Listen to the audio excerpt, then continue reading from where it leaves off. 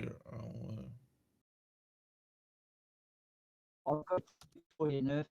Don't ever put any videos of your cat up.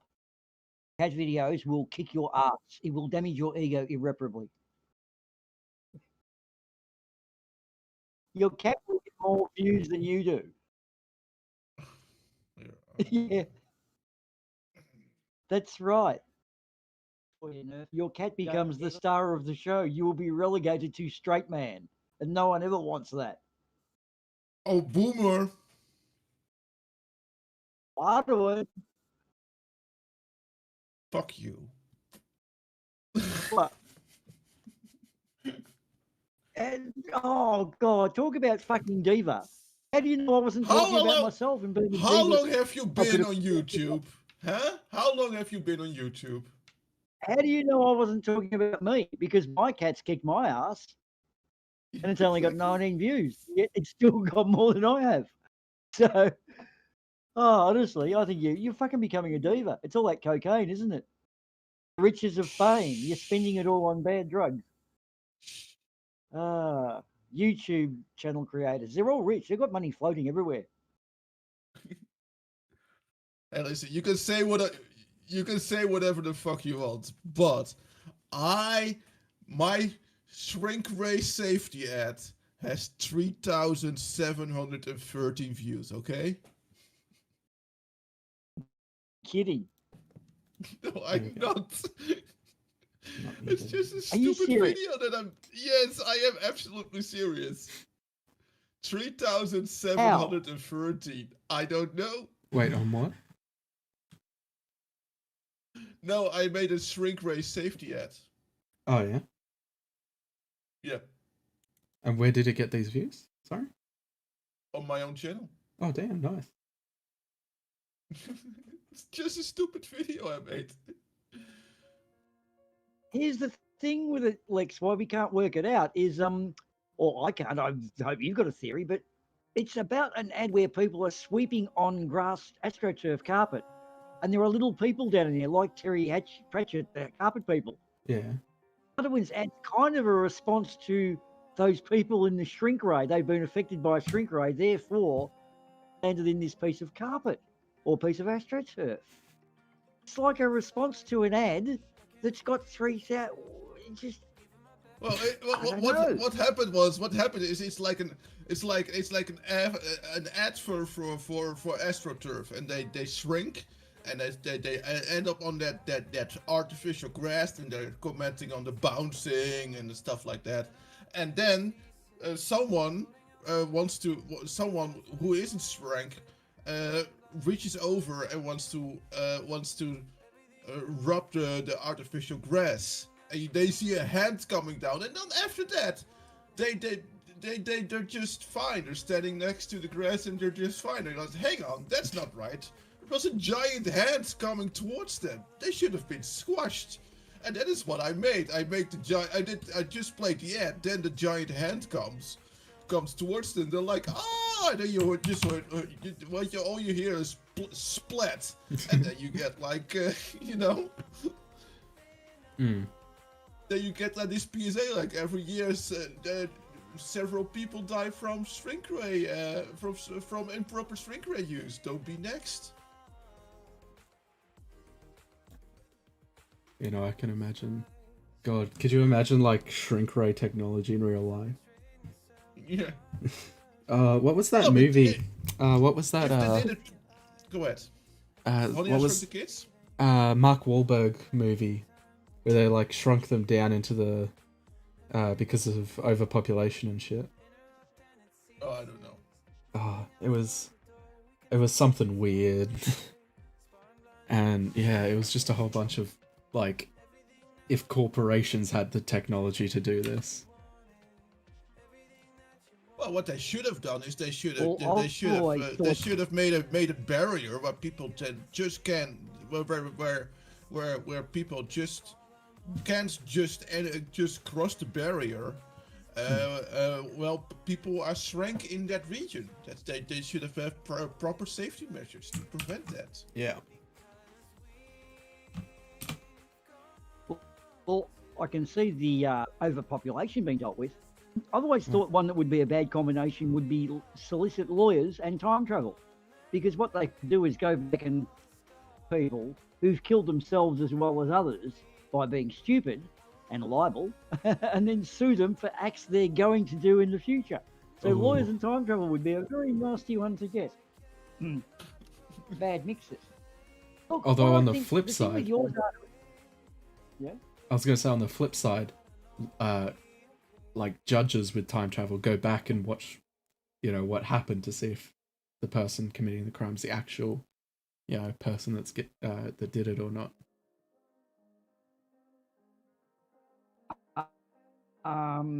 Holy shit! There's a Bruce Willis movie on that too. Who was that one where he was a cop, or a Tom Cruise movie where he was a cop and the great minds were shit. They had the power to predict the future, and they come and got you before you committed a crime. And Tom Cruise discovered he was going. What was it? It sounds familiar. Yeah, I know what you're I talking know which about. movie you're talking about. I can pitch them. There's the 3 people in the pond that they've got and one's the main predictor, and the others. Is that the one you're talking about? Yeah. And Tom, his job was to go and get people. Okay, you know what I mean, though. Yeah. And his job was to go and crimes. Yeah. Yeah, you get done before you've committed the crime. Yeah. Looper. No, Looper was sending the criminals back in time to, but it wasn't like an organization doing it. It was a mob sending people back in time for killing them.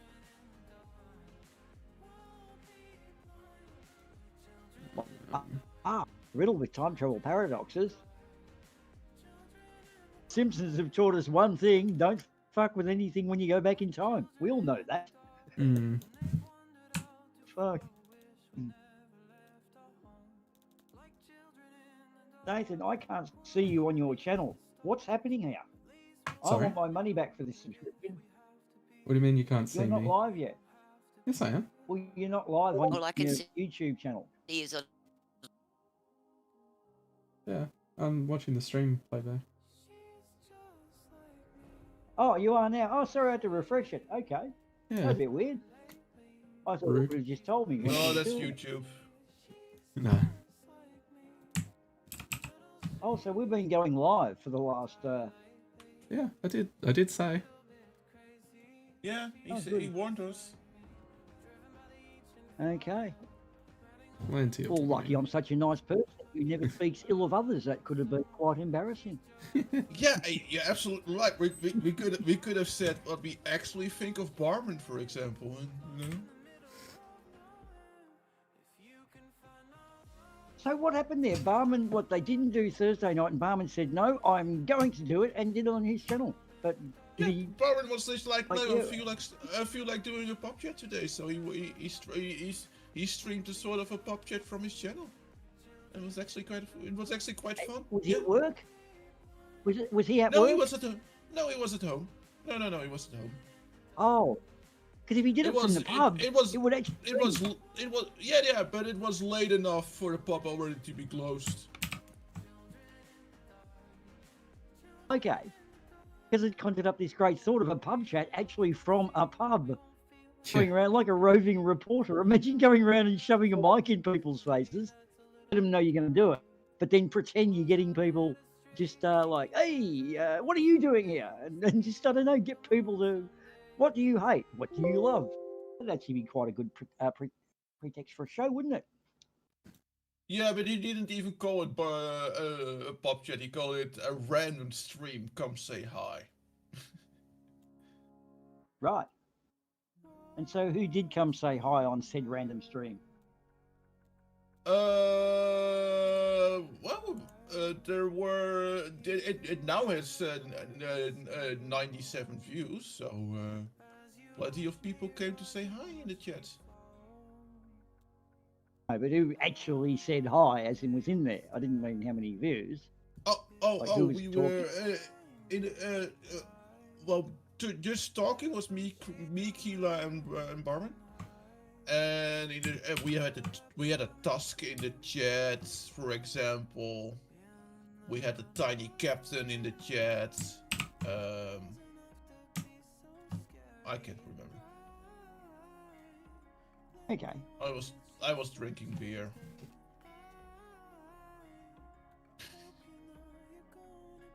Evidently. What else do you do at the pub?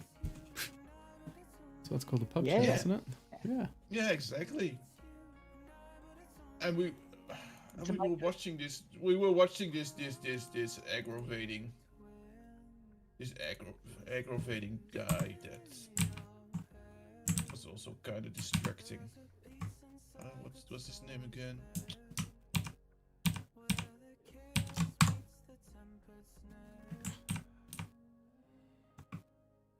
Oh yeah, Dr. Vernon Coleman.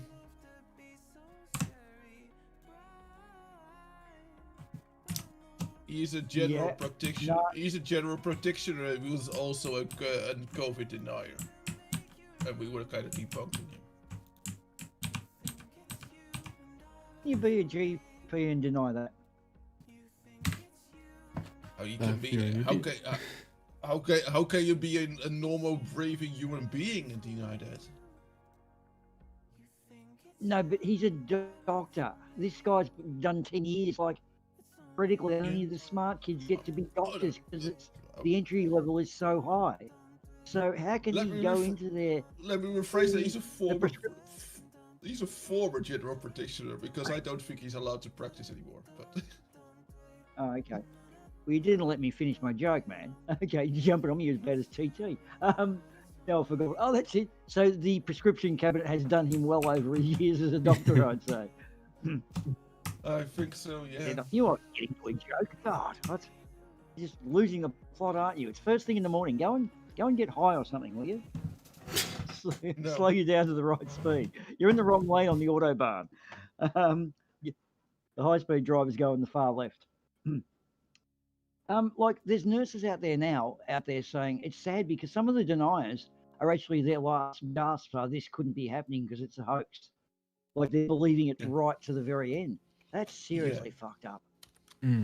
That is I was really fucked watching up, yeah.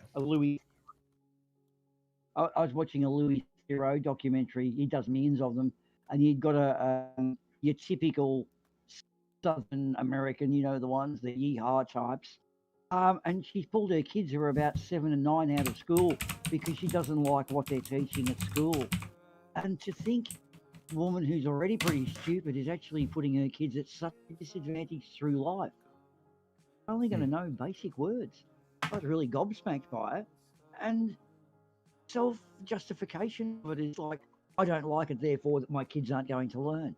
Like, she's scared her kids will be silent. So what happened to her years ago? And these kids were dead set racist little Nazis. Or they're going to be neo-Nazis when they grow up. It's just really sad that people like that exist in this century. Well, yeah. Well, the problem is a little bit too that now they have a new thing. I don't know if you know about the new thing that they have now, the COVID deniers. No, what's their new thing? Because the COVID deniers might actually start wearing masks right now.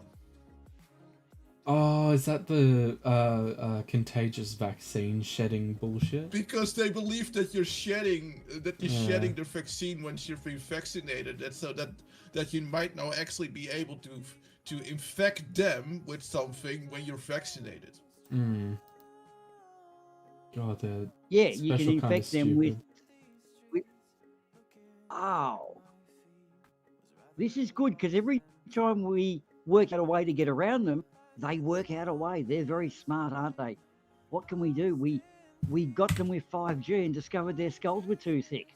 Then we had to chemtrail them, and now they're onto that too. In fact, they should be wearing chemtrail, shouldn't they? Boom, boom, checkmate. And now they're actually social distancing from people who are vaccinating and wearing masks. And people are hanging paper signs on their front doors saying, like, if you're vaccinated, you're not welcome in my house because you might infect my kids. That's really always been the rule.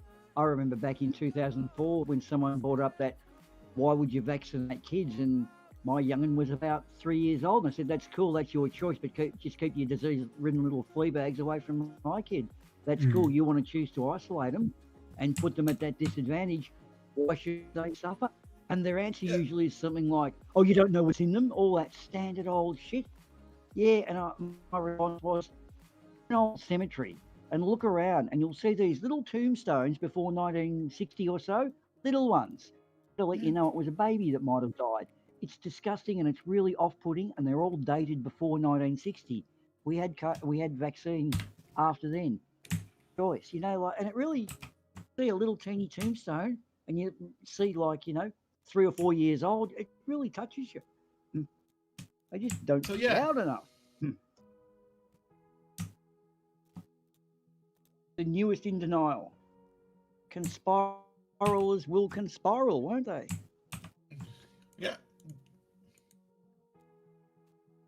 You would think they would be like, okay, no, well, no, but well, they might get sick, you know, but you know, at least life is going back to normal, and but that is because that's what I figured. I never imagined them to do something like that. I thought that they would be like championing, they're beating themselves on the chest for things coming back to normal. Like, it's because we protested so much, because otherwise it would never have happened. If we didn't protest as much, then everything would still be in lockdown.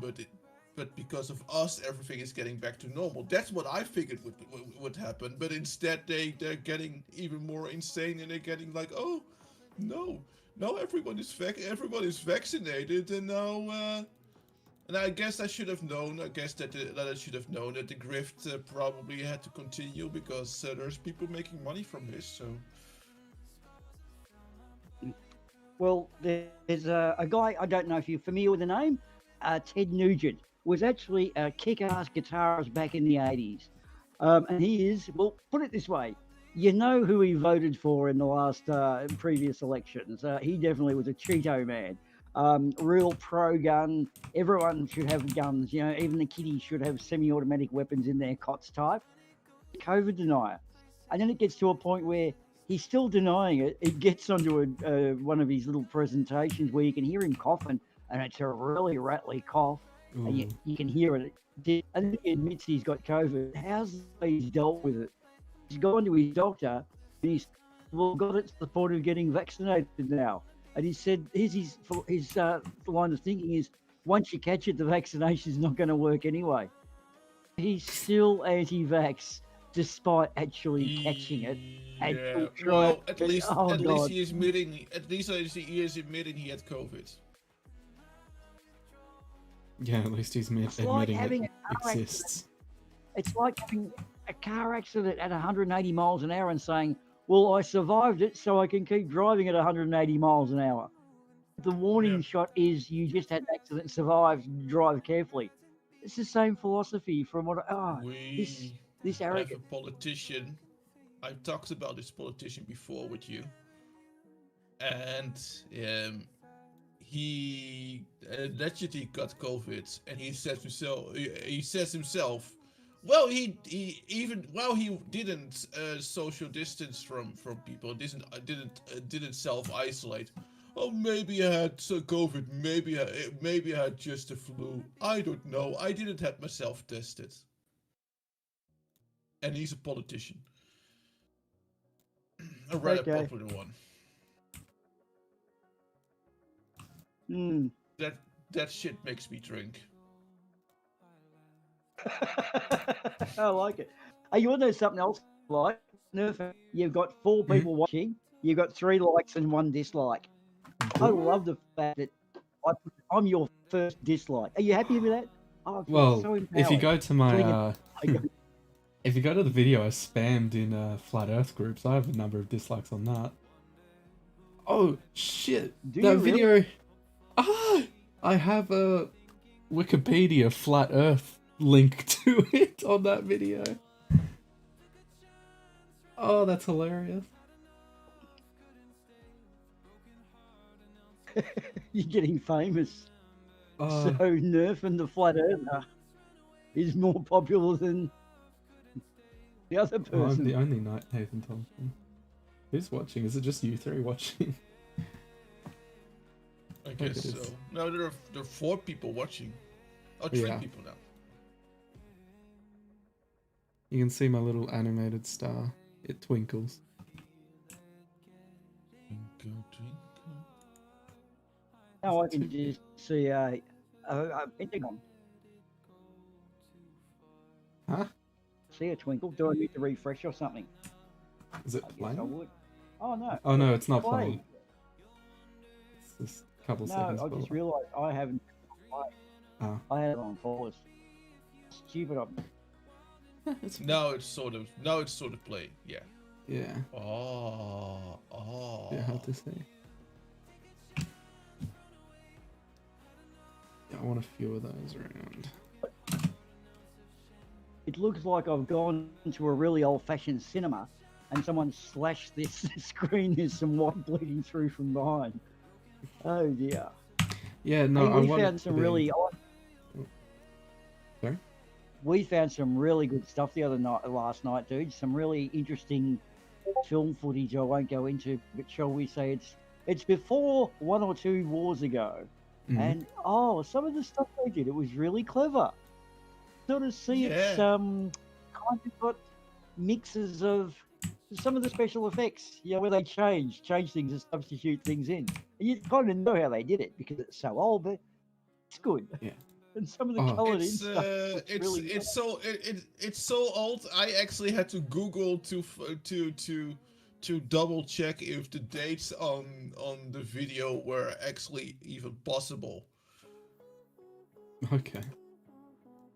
Yeah, no, I know that like they had certain filming techniques that are, they're really manual, and they're really ingenious the way they've done some of the shots, especially like split recordings.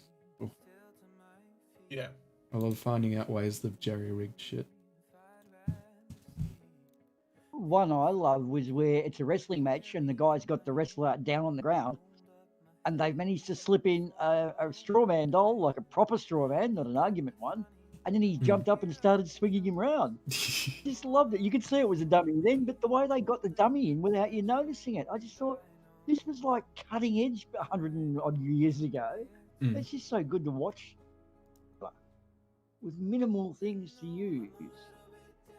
And one thing that's it's a train arriving, and and it's like it's from what I found out later, it's what I call like a flip book technique rather than a filming technique. Yeah. Is that they almost literally they took like a bunch of I think they actually took like a bunch of photos instead of filming it, and then sort of made a flipbook recording. That's sort of what I got from it later on, but it's literally just of a train arriving. But it's really cool because it's like a train arriving in 1896. The Yeah. arrival of it's, how cool is that? I can imagine, yeah, that old technology. Sorry, I'll just... I find really kind of interesting about a train at a station is that still going past the Doppler shift, because the source of the sound is moving as it goes past. It drops in pitch. Now, thousands of people had heard that sound, yet one person thought, "Hang on," applied some scientific principles, and that principle is how we tell how far the sun away is. The same Doppler shift on light. And that, just how many thousands didn't hear it? And that one potential Albert Einstein realised, took it the extra length. Now we know how far shit is.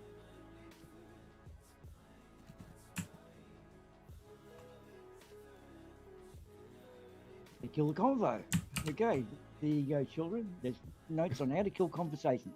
Doppler shift always works. I'm just... There will be a test. confused. Yeah, well, at the same time, also like working on finding some material for someday. Oh, I've recently jumped onto a Monty Python fan page, and it's amazing how quickly any of these new pages turn into political outlets. Just, you know, someone does a joke and we start tag teaming. Someone puts up I'm going to buy a Ford or a Mazda. What's the best car? And then the response is African or European. What's the airspeed velocity? All these Monty Python irrelevant comments that somehow tie back. And then someone says, not Joe Biden. Oh, for fuck's sake, it's a fun page. Why do you need to do that? You know, like, oh God, if it's called Monty Python fan group page, it's about people who find Monty Python amusing. We're not here to fucking listen to your grief about what Biden is or isn't going to do. Some The people are so political centered jokes, around.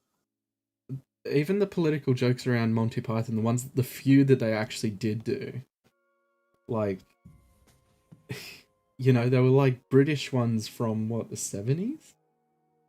You know, it's very hard to apply those kinds of jokes to like modern day politics. So yeah, people who just like bring US politics into shit, just like buzz off. Although I did. Do they really need to?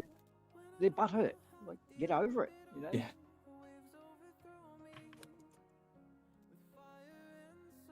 Mad butthurt. I couldn't help but notice. I don't know if you get much of it now, but the way the Sky News gang is, and one of our little Bunker 33s, that's NASA Bunker 33. I'm just getting a plug to our 5 people watching in because maybe one of them hasn't subbed. That was NASA Bunker 33. Oh, no way. Hey, I have a comment. Someone. Shills vs. Shills Reloaded. That's the piece of shit that's afraid of me.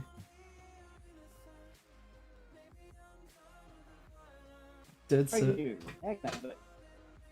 Yeah, because his old channel, I'm assuming his old channel got nuked, that's why it's got reloaded.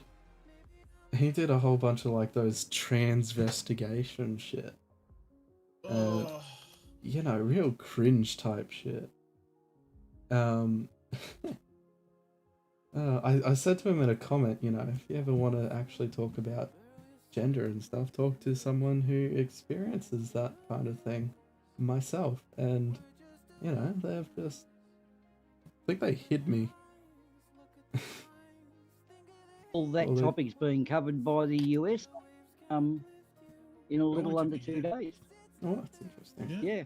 So, and what I was going to bring up is one of them has a wedding coming up, but they don't want to go there because the mother's copying the Sky News propaganda that it doesn't work and they don't know what they're putting in your body, and these same people stuff their faces with stupid pizza and beer and all sorts of shit or whatever. Yeah. Oh no, I'm vaccinated. Isn't that sad when you really can't do a wedding? And it's not a case of if you've had the shots, you might go there and bring it back. You know, the whole point of this thing is you don't spread it. Yeah, the vaccination rate, even in the US, is not high enough yet to do that. There's that. No, I don't know if you saw that Sky News documentary, heavy quotation marks there, documentary, the Men in the Mirror. It was the Kevin Rudd and Malcolm Turnbull one, where they basically said that they were the same person. Did you see that? No. Okay. Well, I'll tell you what, then, yeah. And in it, Kevin Rudd's actually watched this thing, and he and Friendly Geordie's uploaded a reaction video to it, basically. In it, they tell a story of apparently Malcolm Turnbull joked and said that he got this jacket, you know, from Kevin Rudd at like a conference or whatever to a reporter, and you know, this reporter's come onto this documentary and said, yeah, no, they're so close. Kevin Rudd got him this jacket, when in actual fact, Malcolm Turnbull had that jacket like 2 years before, and it was from China. Like he got it while he was in China. Spy jacket, do you think? Sorry? Loaded with seek. Oh yeah. It's a spy jacket. Well, they don't need to. The Liberal parties have sold all the defense contracts to China. Yeah, I'm not going there. How do these dudes in the Sky News room where they brainstorm or spitball their ideas, how can they not piss themselves laughing or say, oh, fuck, you've got some good cocaine, give me some, please? Like, these ideas. I was going to say it's definitely the cocaine. Anything. Well, the delusions of grandeur, yeah. Yeah. Just sort of, we were reporting that climate change is a hoax. Now it's totally exposed that we're a hoax. Let's just ignore that and travel on regardless. You know, it's like looking in the street and there's a whole lot of things falling, 1,000-pound weights falling down like the coyote, and you just look at them and keep going. I don't know, how could you be a reporter like that? It's easy to report on things you can identify with. Mm. Yeah. But that Rudd Turnbull said, they're both actually freaks within their own party, aren't they? Turnbull's too left for the rights, and I don't know about K. Rudd. He was, yeah. Oh, he was brilliant. They pulled Australia through the GFC. But what didn't the party like about him? Was it too much popularity? I think it was just like the relentless bullshit from the Murdoch media that like really wore him down.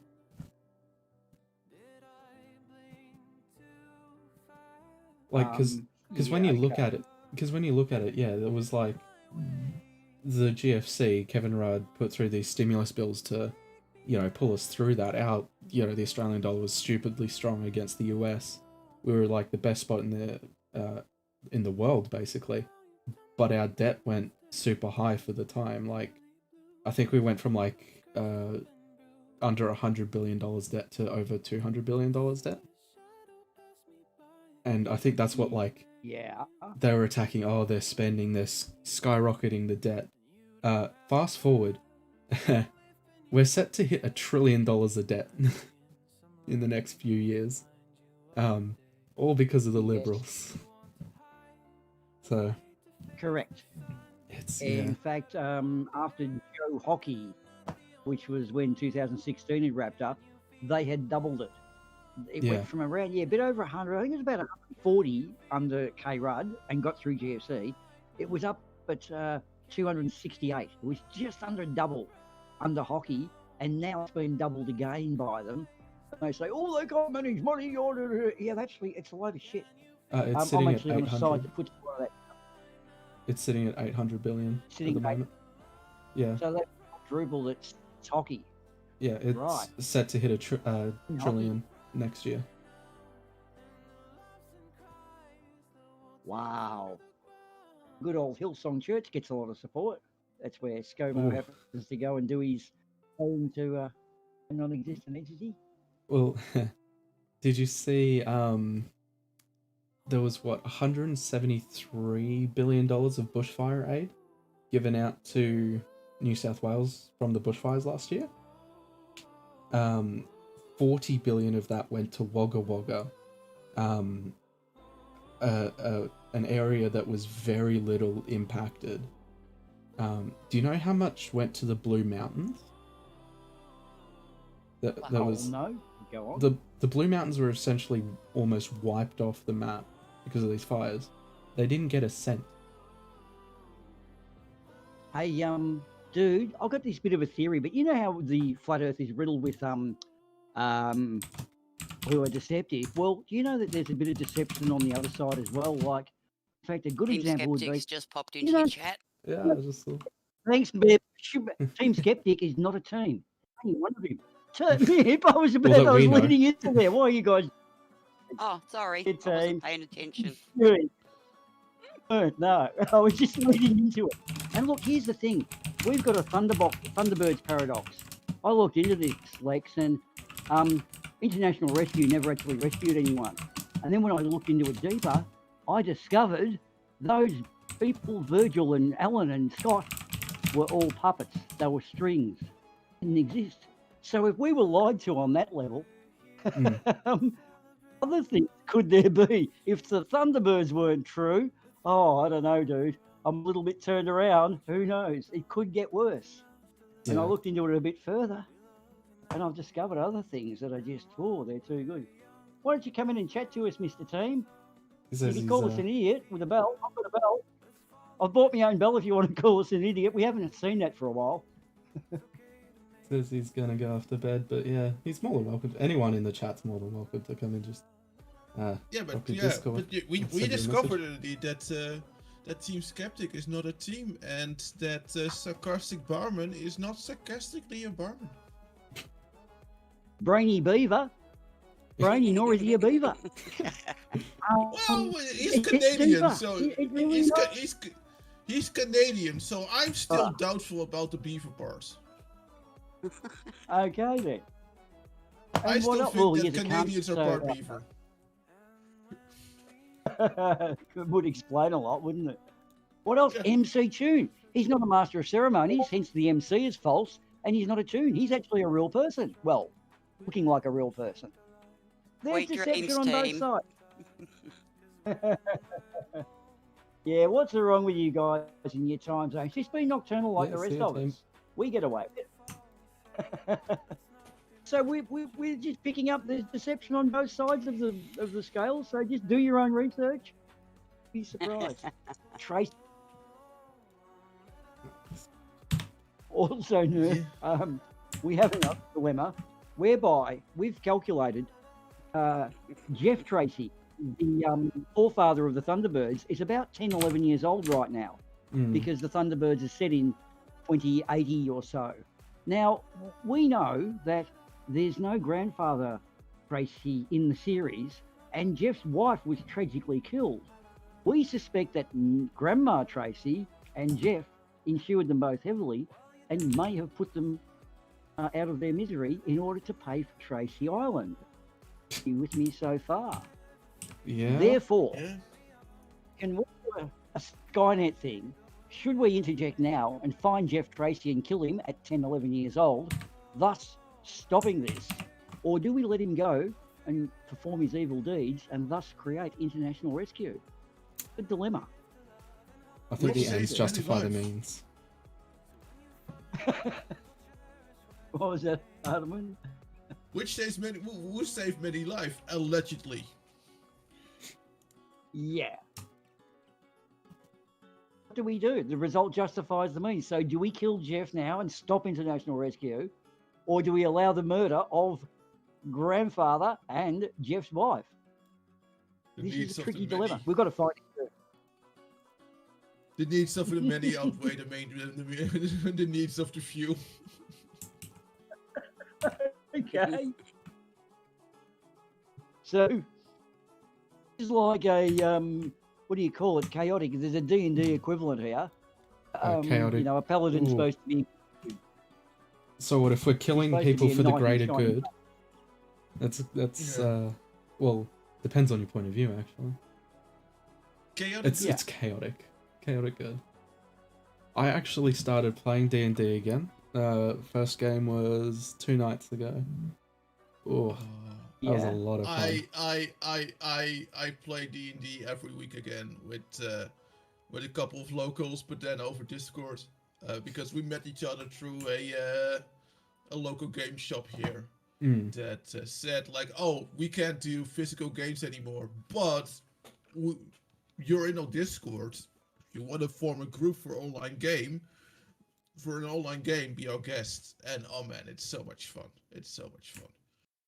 I want to play more. I want to play I want to play another session too. I want to play more D&D because it's actually a lot of fun. Yeah, no, what did we end up getting up to? We were going through this haunted house. Oh. And yeah, it was really, really haunted. And I was a wild magic sorcerer, so that's a lot of fun. Oh, that is wild magic is interesting. I cast mage armor on myself, and you know how like you're meant to roll the d20, and if you get a 1, then the wild magic surges. Mm-hmm. You can just ask, can I just wild magic surge? And the DM's just like, yeah, sure. And so that's how I poisoned one of my allies for 2 hours. And then I used Thunder Shock as Thunder Wave. Very, very in very close quarters. And what happened then? I wild magic surged again, and I got the one so everything I touched that wasn't being worn or wasn't a weapon for the next minute would spontaneously combust in my hands. So I was like, oh, this is rough. But I was only level 1, so when a skeleton shot me with a bow and did 7 damage, it knocked me out. It just put me to 0. I am a barbarian. So tanky. I love barbarians. This is the first time I've played a sorcerer. It's getting good. I have like 0 wisdom. Because I'm a barbarian. What the fuck do I need wisdom for, right? Exactly. Well, maybe for wisdom saves, I've been jumped a couple of times into attacking my allies. Because I failed my wisdom save, because I have to roll like a DC 15, and yeah, try to roll a DC 15 with 0 wisdom, you know? Yeah, nah. But it gets beautiful. Now, the last campaign yesterday, I found a Berserker's Axe. Ooh, that sounds nice. And the Berserker's Axe is cursed, so you if you have that axe and you are tuned to it, you have to basically use it. Otherwise, you're rolling with disadvantage if you attack. And you don't want to part with it. That's the curse. That is the curse. You don't want to part with it. It's your axe and you don't want to lose it. But if I take damage, I have to roll a wisdom save, and I have to make a DC 15, or otherwise I'm going berserk. And I attack everyone who is within 60 feet of me, until there is no one around me within 60 feet, or I'm disarmed or something like that. Yeah, that's we were playing. We were fairly far along in a dungeon, in a long campaign. We'd been playing for about 4 months at this point, and we got trapped in a very tight corner with a demon. I think it was just like a bearded demon. And it had a Vorpal axe. Or a Vorpal sword. It was Vorpal, and it crit one of our players. And if you don't know what a Vorpal is, it's when it crits, it instantly beheads the creature it was attacking. Yeah. So it killed one of our players just like that. And it was, that was rough. That was really rough to see, a character would be level, because we were level 12 or 13 at this point. See one just get annihilated. Yeah, we are still level 8. Yeah. And that's good. That's good about the Berserker X, by the way, is that it does give me 1 HP for every level that I have. So I do get 8 HP. I do get 8 HP when I have this X. But I probably have to find some way to get me to ditch the X anyway. But yeah, the characters that my fellow players play don't know don't know what kind of X it is. My fellow players do, and they were like, "Oh no." This is gonna be something. Well, gentlemen, it's time for me to take some drugs and go to bed. Because I do have to be up in the morning, unfortunately. What's on in the Well, morning? Pub chat. Happening? Pub So chat. pub chat's now Friday night. Is it now Friday Yes. night pub chat? Yeah. Yes. Okay. What else? They've changed their name to the Shields. It's not going to come up as EIE in your thing. What else have they done? You don't know about yet. Well, Or that you know about. we will wait until Yeah, tomorrow and we will find out. If Tomorrow's an early. They should have changed their names in the inconsistencies. yeah. Or Yeah. we don't know. Yeah. So is it an early that's- shift or a late? I think we start at 9 my time, so what, 9:30 your time? So that's the early one. Yep. 'Cause apparently Which is Pain of Progress is getting released like on the new channel, the Pain of Progress channel. I think I read something that Jeff was going with that at 7 Eastern Hang on, or some shit. can you explain that again? Yeah, so So- well, Jeff's decided he's doing a Pain of Progress thingy. At the same time that the pub chat was going to be on, but they've moved the pub chat forward a half an hour to make sure that the Pain of Progress can get in before it. Oh, okay. So hang on, if it's about 9 for us, or 9:30 for us, what does that make it UK time? Get out? Does this one overlap? Hey, It's about Yeah, it's- midnight or something like that. midnight, early hours, but it's good US. So it's it's a bit rough for us guys, but it's still early morning, so we might listen early-ish. Saturday you tend to be hungover or shopping though. It's good for US, and it's a bit hard for it's a funny time zone, isn't it? Oh well. Yeah, looking forward to decisions that. being made without me. So hey, I wasn't trying to put you on the spot. I was more just for you. oh no, It's no, hard no, to see I'm what- just yeah. It's kind of tricky Yeah, to work yeah. the logic. There's been hardly any sort of chat in Discord over the last few days. It's been very quiet. Right. Oh, okay. Well, I've noticed Yeah, I there heard has been that. a bit I there, heard but that Dick was. Dick said that he was feeling like crap because of his His vaccination. No, his what he has. His Fibromyalgia. he's yeah, Yeah. yeah. so it's pretty early. So does that mean Cheesy will do an after show? Sorry.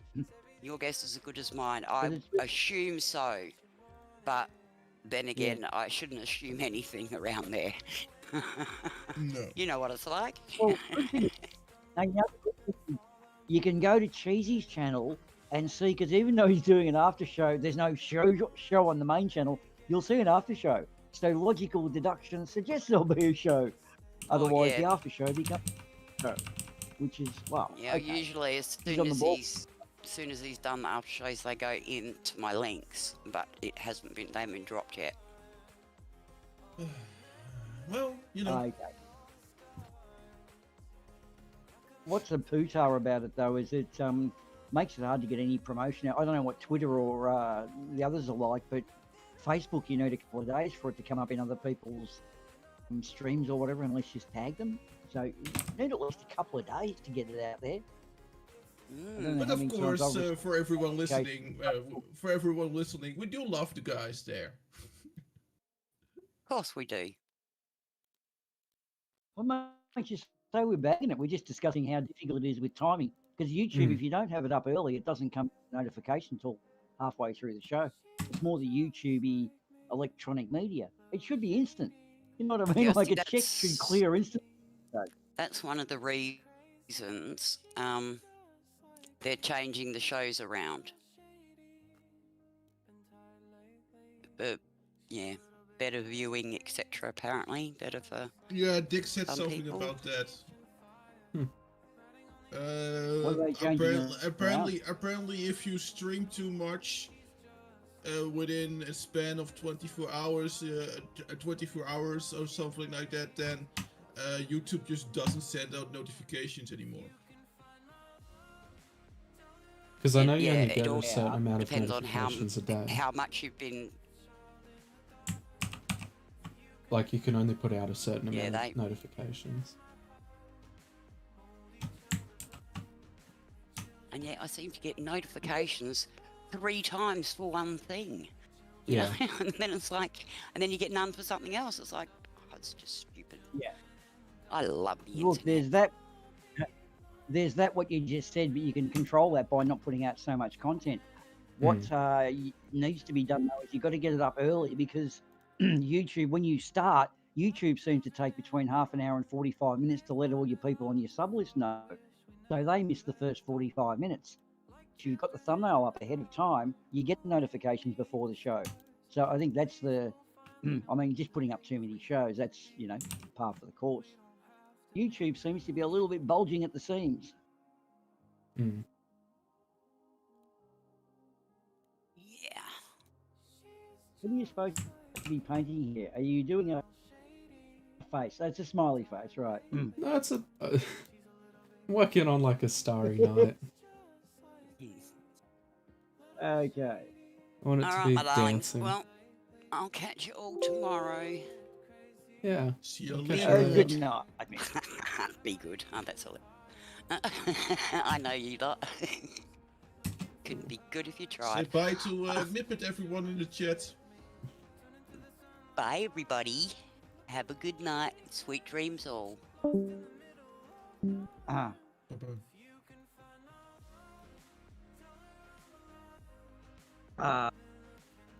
4 people watching and 2 dislikes, 4 likes. You're doing well there. 50% dislikes. Woohoo! Big numbers. Love it. Don't make me use my alt page, accounts. I will use my alt accounts to inflate my numbers. On my page, he has 5 likes, but I can give him a 6th one. Or a 3rd dislike. Powers in your hand. I could just go to I'll just refresh. Bunker one. There we go. Refresh. So yeah, no, you did. You got 5 likes.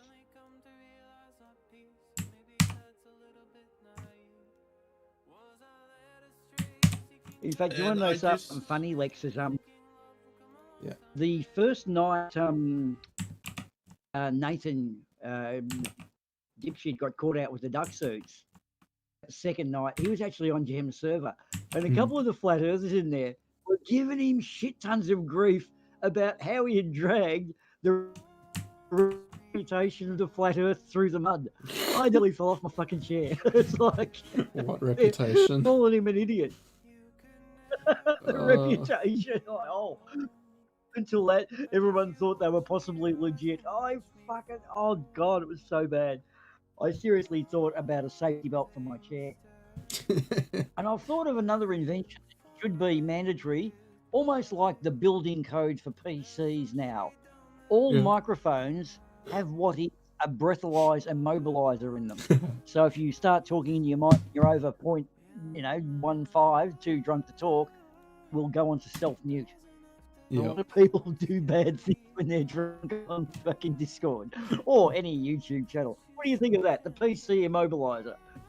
Yeah, if it picks up too much alcohol on your breath, you just shuts down. And you have to blow below a certain level.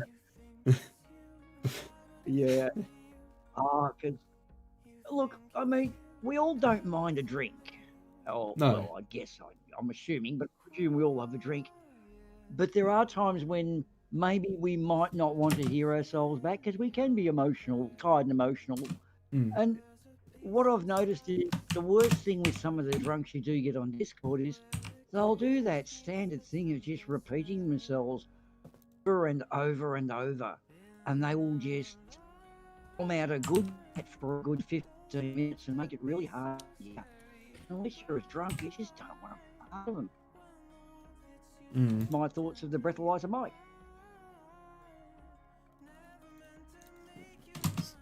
2 moons. Okay. What? Oh, speaking of which, Lex, love this. Last night, Ards and I in show plan, we found there's a blood moon coming up on the 26th of this month. And it's going to be coming up in Melbourne at about 10 to 7 p.m., which is a very good viewer-friendly time for Melbourne. Now, I'm 2 degrees of Melbourne, and I have the Grampians. I'm in probably one of the best areas for zero light pollution in the country, other than the middle of the desert. And so what I can do is go in. It's a 4-hour duration. Yeah, it's a 4-hour duration, starting at 7 p.m. and going till 11. And I will get it over on my horizon, my eastern horizon, for 4 hours, and I can have the Grampians in the foreground. So with zero light pollution, so I'll probably get some of the best coverage. I'm going to go and do a practice run. But I feel kind of, yippee, I've finally got a lunar cycle that's fitting me. That sounds, I just hope it's not cloudy. Yeah, don't waste the opportunity. Go for it. Oh, yeah. I did discover I've got where I am, I only have the lake about 3 kilometres to the south, and I've got virtually no electrical cables anywhere around. It's only minimal power supplies that are underground, and I've got virtually zero outside influence of anything. And me not being a super astronomer, I went into GEMS thinking hopefully rocket scientist or one of the cleverer dudes, Professor Phil might have been in there, or Bob the Science Guy or someone, because they do show up occasionally. And I was thinking, I've actually found a pole. I've got an old street sign pole not far from me that's perfectly perpendicular, and the sign that comes off it faces on a perfect northern plane. So I can use that. And I thought, I've got an equinox. I'm out here with zero light pollution. What can I do to do this experiment? I went in there and threw it up. And those who had limited knowledge just spoke a load of bullshit like, I don't know, but I'll say this anyway, like just irrelevant. And the people who had genuine things to say, like Richard the pilot, they got cut over all the time by the fucking dipshits. Why is it the dumb cunts rattle up and make a good conversation? So here's me, eve of the equinox. What can I do as an experiment? I'm getting lens flash. How do I not do that? And then the next day I spoke to someone. He said, you could have just filmed the shadow. Face palm, fucking dope. Yes, I could have done the shadow and put a compass in front of it on the phone, and he gave me all these really good ways of showing the exact equinox. I could have then waited for and then done a copy follow-up a month ago. I could have done the 2 views of both equinox in identical conditions. But because of Jem's background noise of fuckwits, couldn't get head nor tail out of the people who mattered. Yeah, it's really bad when you're in a crowded environment and there are people that have got genuinely good ideas, and it just gets blotted out by the masses. And some of them were just totally stupid. One I was trying to ask. My latitude is down quite low. Like if you look on a clock face, I'm down around 5 o'clock. Is that going to affect me at all? Because the moment of equinox, how long does it go for? Like, is it a split second in time, or do we have a duration of a few hours? And none of them could answer me. And yet they all just came up with, I'll have a crack with something irrelevant anyway. And that kind of bugged me, when people get in the way of something like that. It's potentially a good experiment and then placed. And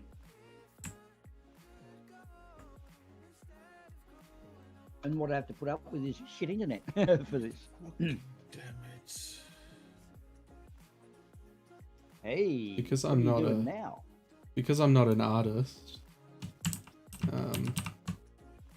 I'm borrowing a landscape outline. Oh, what do you think I always do when I make my thumbnails and stuff like that? True. Good dancers rarely write the music I dance to. That's true as well. Good singers hardly ever write the songs anymore. Although actually, I take that back. Not all of them are really good singers. A lot of them heavily rely on auto-tune. Okay, look, I'll give you that. What I've sort of noticed is, look, boy bands have I always know been where around your since day one. family lives. Sorry. Yeah, that'd make a good song. Well, To make some there's server rules actually about- yeah. Sorry. Go ahead. I shouldn't get involved. Go ahead. Ah, There's actually, song? you will, oh, God. There's actually is almost a sentence. What I was going to say is, yeah, just to singing. Oh my God, he's gone diva. With regards to singing, everyone puts it up as this amazingly hard thing to do, and I do agree. It is really tricky to put down and pour out from your heart, lyrics to pen and paper. Wrote 120 songs before their first real proper recording song. Yeah. Now, admittingly, a lot of those ideas from the first 100 came back in later. I don't know, people tend to give up really easily. Oh, I can't sing. Yeah, no one can sing straight off the bat. You've actually got to get lessons and learn how to do it. Oh yeah, no, I've had back in primary school, our music class had the option for like singing lessons, so I took that. So from a young age, I kind of like knew how to control my voice, and I've been taking some other. Is that just? Oh, fuck me. Damn it! All this shit I've been tracing has just been on this image. I didn't want that. Okay. Yeah, sorry. Yeah, so. No, the voice. You start throwing your voice. Sorry. No. You started learning to sing, and then Yeah. what happened? So yeah, what stopped you? Puberty. and we moved away from Canberra, so we moved away from the school, so yeah, I didn't get to do singing lessons. I picked up guitar though. Can't play that for shit these days. Yeah, no, I've had some other voice lesson stuff recently to try and change my voice to what I'd feel more comfortable with, but yeah, it's a bit hard. I can sing pretty well still. As long as I've like listened to the actual song, I can match my pitch to the voice to the actual song itself.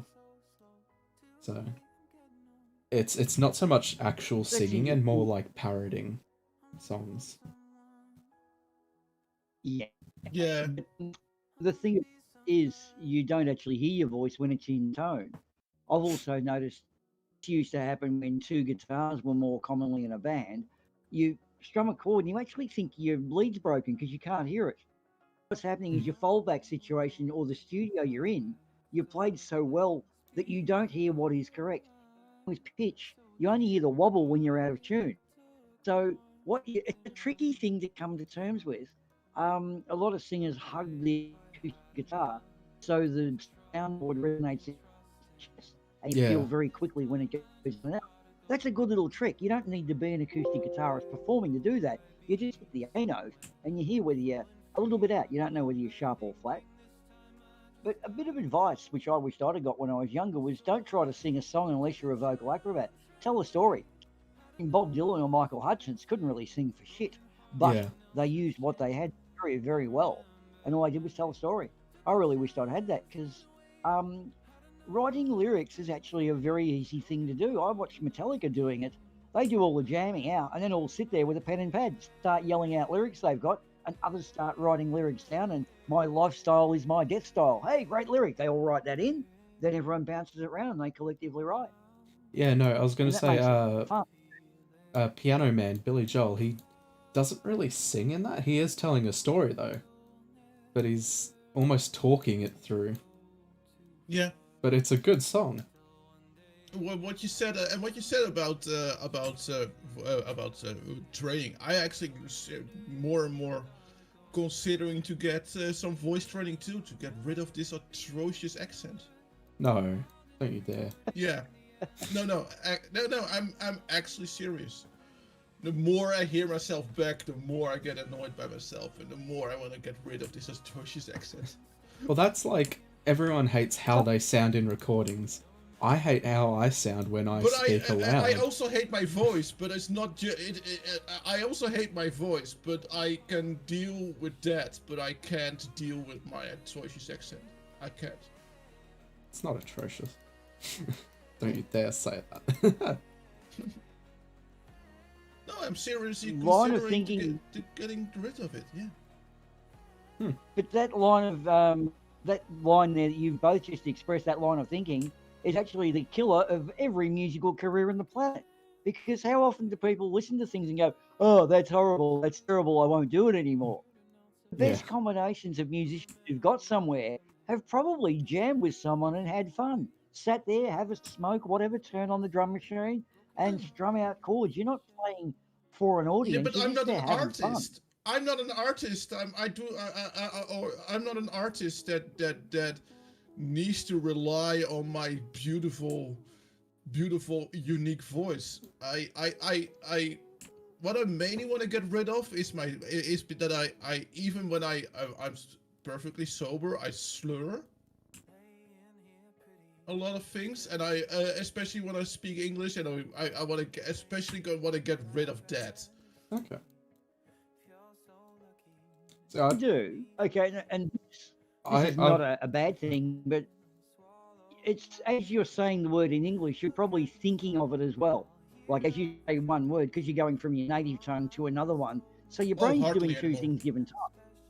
No, hardly You anymore. tend to what you think in English, do you, or do you think in Dutch? Yeah. That is actually really funny. My thinking is also bilingual. nice. Yeah. Yeah. So when I'm talking to you guys right now, I'm thinking in English. Okay. And that is why it's when people ask me right now to say something in Dutch. That is something that is always funny when you're talking English, talking to people who are like, "Oh, you Dutch? Say something in Dutch." You have to think. I have to think. I have to really make the switch back to Dutch to be able to say something in Dutch. My dad doesn't speak a lot of German these days. But when he talks in his sleep, it is 100% German. Yeah. Wow, And I think that's that's interesting. yeah. Yeah.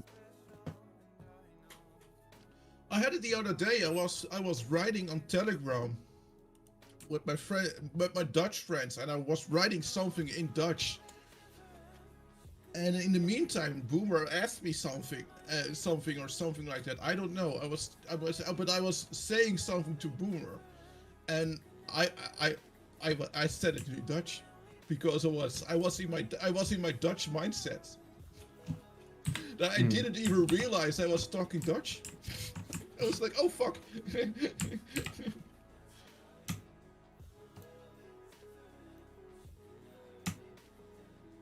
No, it's when you're getting more and more quote unquote fluent in a second language, you're not really translating it anymore. You're just speaking the other language. Yeah. Yeah.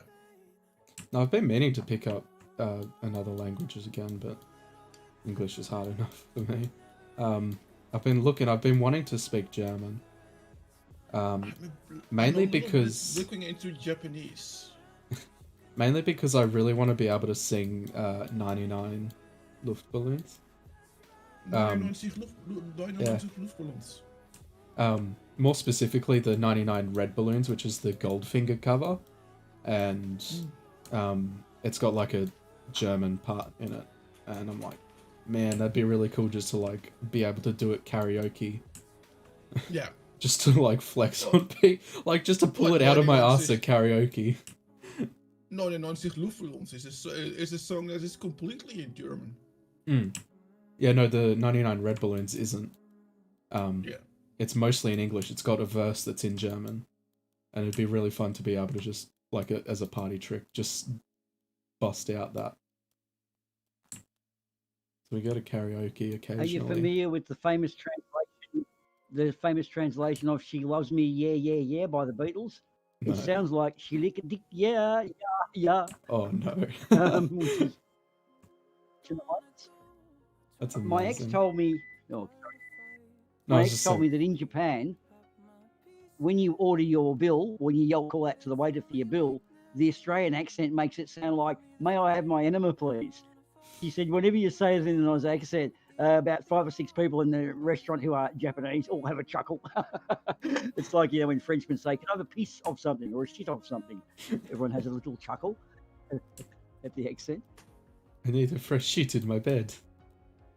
Well, what I found absolutely fascinating about Japanese is that they're their language is very gendered, and they have like 4 different fuck, I lost the words. I have this more and more these days. They are for full levels of politeness in their language. Oh, I know. Yeah. What you're talking about, like etiquette and stuff. Yeah. Yeah, no, I know what you mean. I've heard that. Yeah, there's the varying levels of politeness. Yeah. There's like seniority really super stuff. polite. There's really super polite. There's a sort of like business professional politeness, and then there is sort of casual, and then there is just like trash talk, sort of like we talk right now. So I do really well as an Australian to trash talk. Yeah. There's a great one. I don't know if it's a genuine thing, but apparently a French girl was in one of those beauty contests, and they said, like, "What would you like for the world?" The response was, "A penis." And it said, like, "What?" "Yes, I would like a penis." "What do you mean?" "I would like a penis for myself. I would like a penis for you and for everyone. I would like a penis." And they're saying, "What do you mean?" "I like everyone to be happy." "Oh, you mean happiness?" "Yes, Yeah. a penis." I fucking love it. Yeah. The best. And she did want everyone to have happiness. I want everyone I actually to have had a French happiness. friend. Yes. I want For some reason, everyone who wants a penis to have a penis. Yes. You know, why is the French-Dutch language so incompatible, considering you guys have got a common border almost, haven't you? Just Holland have a What, common France border and- Belgium is between us. Not even down near Luxembourg. There's not a little bit of Holland sneaks across and touches France. No, but Luxembourg is also Belgium. What? Belgium is the Netherlands only shares a border with Germany and Belgium. Okay, I didn't know that. All right. Yeah, everything you're saying, like Luxembourg and stuff like that, that's all a little bit more to the south. And we no, but the Belgians in that case are actually the perfect buffer zone between French and the Netherlands, because of their bilingual, because they're a bilingual country. They have a Dutch-spoken part of Belgium. They have a French-spoken part of Belgium, and a little sliver of a German-spoken part of Belgium. And well, there are regions in the Dutch-spoken part of Belgium where they technically talk quote unquote Dutch, but you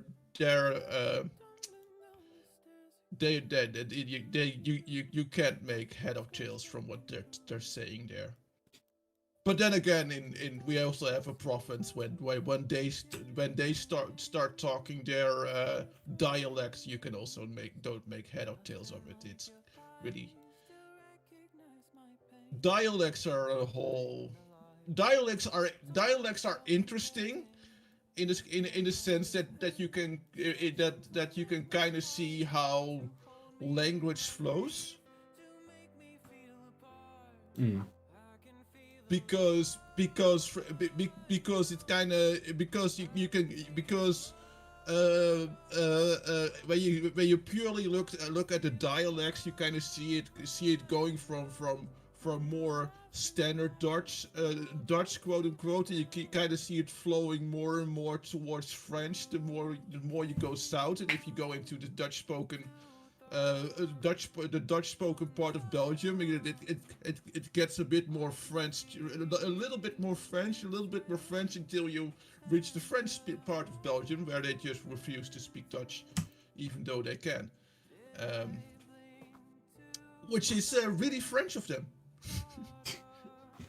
because there are plenty of French people who can speak English who refuse to speak English because French. Yeah.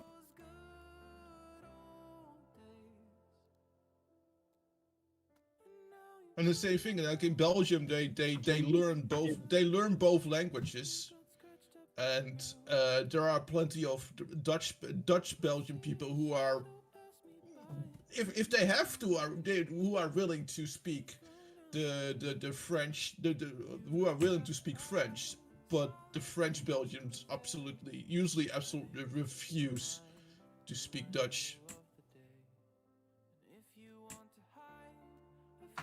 That's really interesting. The language politics, I guess, because it's it's not just like an inability; it's like a protest. I'm not speaking that language. Yeah, almost. And it's kind of interesting. You kind of see it back in the Olympics too. Like in the Olympics, they start with English, and then they do, and then they do it in French after that, and that is not because, and it is kind of like, why? Well, because the French wanted. But why? Because the French French-speaking part of the world absolutely refuses it. It's kind of weird. English is actually a really good topic when you look into that, because what was happening at the time, in terms of most invention was coming out of Europe, and how English, although we know its mother, we don't quite know who its father is. It draws off a lot of other languages. Having said that, a really good example is all of the cooking terms and culinary terms, a la carte, filet mignon, soup du jour, etc., are French-based, even in English. All the chemistry terms seem to be Spanish or Romantic-based, in things like phosphorus, Spanish word for matches, fosforaso or something. And also engineering terms tend to be strictly German. So what was kicking us at a given time in history, the languages flowed across. Now, having said that, I'm going to add the beauty. The reason we keep Latin in doctors and medical and most of the professions maintain Latin is that a cardiac arrest in English, a French doctor might not understand, or a Spanish or an Italian doctor, but if they use Latin terms across the board, there's no language dispute, and we all know cardio is actually a Latin word. So a cardiac arrest, they all know it's a heart. And this is why they retain Latin. So even though it's 1,000 years extinct, it's maintained through the professions because it's crucial. Or in law terms, pro bono and all those things are all Latin. So isn't it interesting we draw back the language that predates all of our existing languages? I tell you, what is also kind of funny, is how language changed right now, especially now with the internet, and when more and more people are able to speak English here in the Netherlands, the amount of people that can speak English well enough so to make themselves understandable is about 96%. That's Yeah, we're one of the higher. We are one of the higher ups in Europe in that case. And it's actually funny, but we start, especially with my colleagues who are kind of in the same vein as me with speaking English on the internet. When we talk to each other, we what is called it's I just found out that it's called code switching. We sometimes switch to English midway through the conversation, and then we switch back to Dutch. It's really funny, but you can do that with people who are kind of on the same wavelength as you. It's kind of funny. And I was actually looking at a video that was because it's a relatively normal occurrence, and I was looking at a video about where they did some research where someone was wondering, well, in the monks in ancient times, they also were bilingual because they spoke Latin and they spoke their own language, right? And if they apparently monks at those times did the same thing. So they wrote in Latin or in their own language, and they kind of mixed.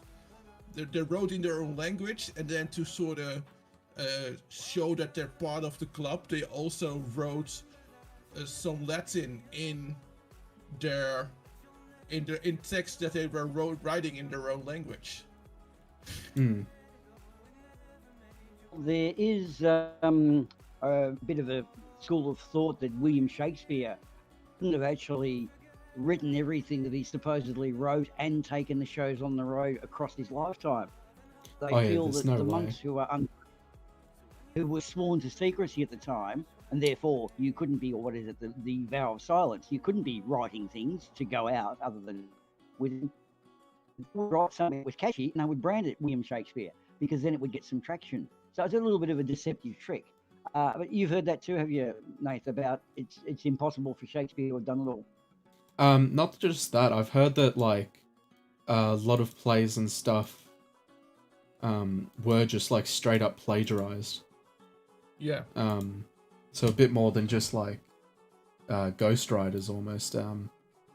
Just straight up, especially after the fire in London Fire or whatever it was.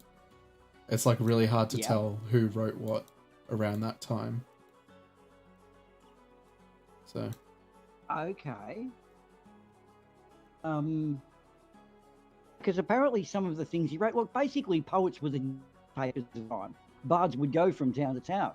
And it wasn't just about being the town fair and doing whatever and pelting fruit at whoever was nasty. He was actually the newspaper. So he was commissioned to go out. Now, apparently the king who was the one based in the Iron Mask, who I don't know, put his other heir to the throne up in a tower with an iron mask so no one could see him. Apparently that guy, according to horrible histories, apparently that guy was actually a real good king. Whoever it was, I thought it was an evil or someone, but he wasn't evil. They looked at what he did, and he was one of the most progressive kings across English history. Yet, because of the Shakespearean boo-hoo-hoo, in witches, in Macbeth were popular, witch burnings went up. There were loads of people finding witches in every town because of the Shakespearean plays were influencing public opinion. Yeah. I could say that, yeah. This is part in our Tropical Sunday coming up, because we're doing swords and sorcery and medieval type, you know what I mean, like legends and true stuff as well. This is kind of that's why I could tell you about bilingual monks. About what? Bilingual monks. Oh, okay. You just happen to be researching it. Yeah, because I just happen to be researching it. Yeah. No, but I've been told that Shakespeare was a bit of a plagiarist, but But you know, Okay, I can imagine that it could be a little bit like maybe like the Grimm brothers, like the Grimm brothers Yeah. didn't actually wrote all those fairy tales. They read around and collected those stories, and they wrote the fairy tales from there on out. I can imagine that maybe They wrote Shakespeare it down.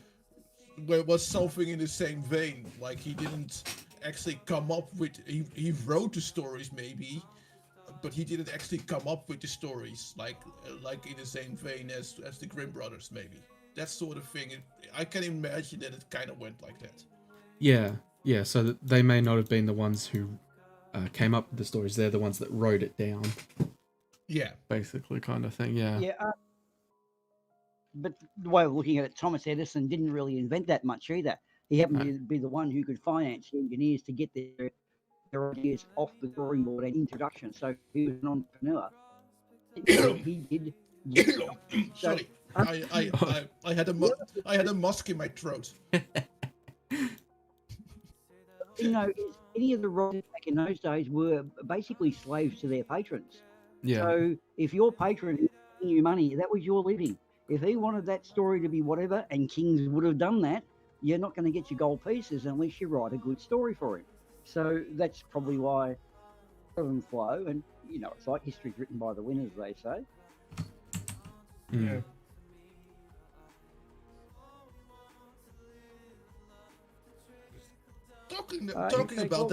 Talking about guys like Edison and well, Elon Musk. Do you guys happen to watch some more news? I love that channel. I love Cody. He's such a good Cody news guy. Cody is awesome. Yeah, Dr. Cody is Mr. awesome. Codel. Dr. Mr. Cody. And of course the star. Don't forget the star of the show. Don't you dare say it. Wombo. No.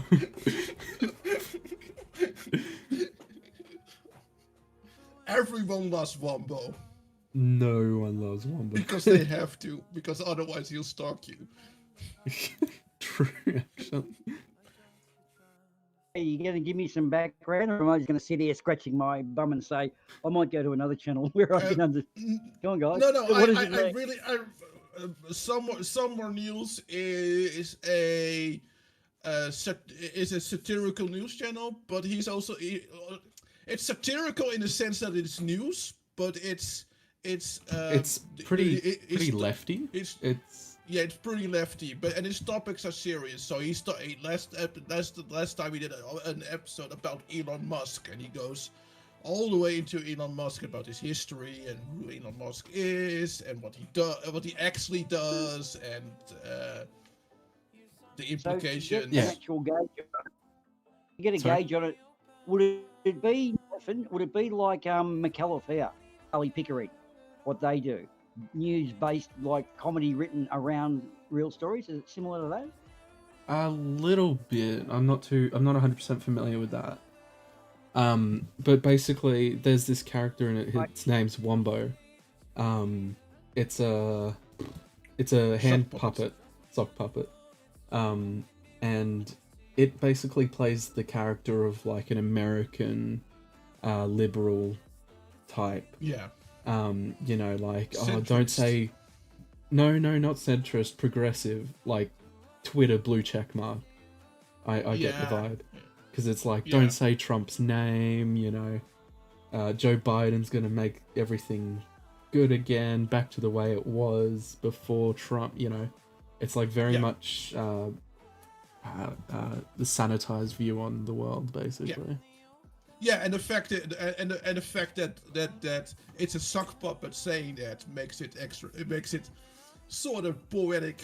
In the worst high pitched voice ever. Yeah.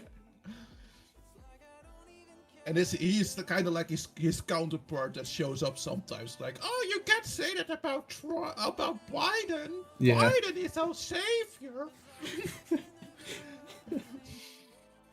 Holy shit, your Wombo impression's actually on point.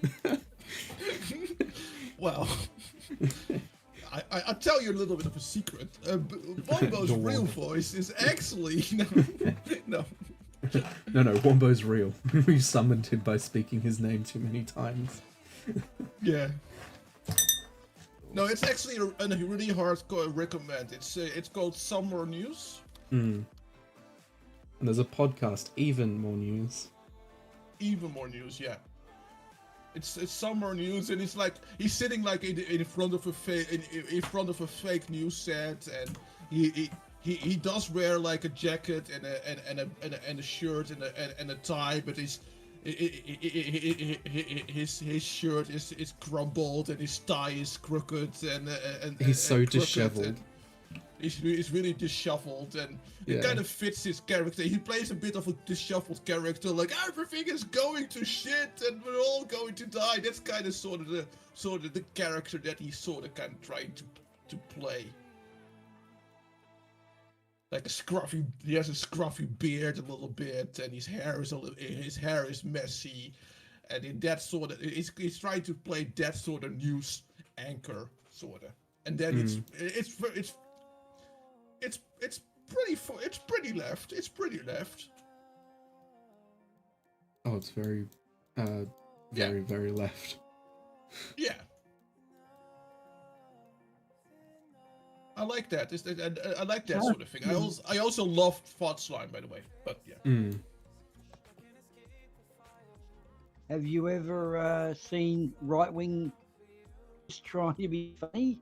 That in itself is funny, but it just doesn't lend itself. You can't do a parody because their whole existence is some sort of parody on real existence anyway. Steven Crowder comes to my mind of attempted right-wing comedy. Yeah, sometimes they showed a little bit of those quote unquote funny satirical shows on the right on the Majority Report. They sometimes show a little bit, and I'm like, they kind of show it to show how unfunny they are, and they're enormously unfunny. Oh yeah, no, Crowder is enormously unfunny. Yeah. Because how do you make something that's absurd to start with and put an absurd tinge on it? Yeah. No, it's impossible. It's already over there. There's no wiggle room. You can't go that far to create the parody. But the thing to create a parody, you've got to grab a situation and then bring the daylights out, take it to its opposite force. And you just can't do that with someone like Alex Jones. Yeah. You can take the piss out of him, but he can't take the piss out of his beliefs, can he? It's a weird. Oh god, did you see that thing recently with Alex Jones where he ran up to they were moving migrant children from one place in a refuge to get them tested. It was like a Catholic refuge, and they put like 6 kids in this car. And he's run up to it like screaming, like, "You're raping these children, you're kidnapping these children, you know, you're giving them to the Democrats," and like it was like proper QAnon stuff. Yeah. And you know, like the police came over. There was like a security officer in it, so it wasn't exactly like it was just like a private Catholic thing. It looked like ICE was dealing with these kids, trying to get them COVID tested and getting them into the system. It had the 3 mothers there as well. They were in the car as well. It's just the kids were in the back without seatbelts, and that's what like alerted them off. But like it felt really set up because he was walking around Austin, Texas, or Dallas, Texas, with a full camera crew just looking for exactly this. So it was like really hard to like look at. There's some. Did you see the Ben Shapiro at Home Depot one? He has a bag for his wood. He's a happy camper. Where he was piping up that you should. Yeah, he was. I don't know if you saw it, Boomer, but he was piping up Home Depot at this construction store, because they still have like these values, and they don't succumb to PC culture, and you should buy stuff from them. So he goes inside and he buys one whole wooden board, which you can't even buy. You can't even just go into a construction store and buy a wooden board that small. You actually have to go through trouble to get a small board like that. And he was like, look, I bought something from Home Depot and so should you. And he bought this one little plank, and that was just so stupid. Like, if you want to sell something like that to your audience, buy a power saw, buy a big table saw. Like look, I just spent $500 at Home Depot, and so did you. But he spent maybe $5. Yeah.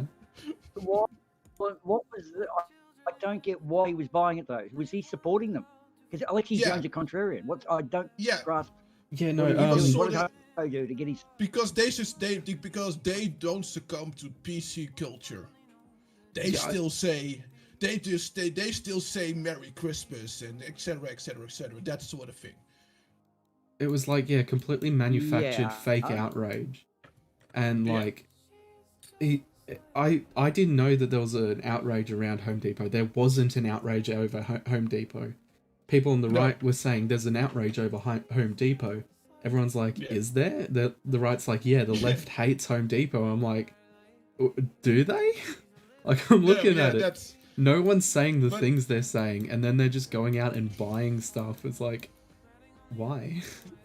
Yeah, but that's But it wasn't even that. If you make up a story about that, and you want to show that you want to propose that people support Home Depot, that is one thing, you know. If you make up fake outrage or something like that, that's one thing. I don't really care, but it was just so funny that he was trying to do that, and at the same time he came outside with one wooden board, and that was just like, wow.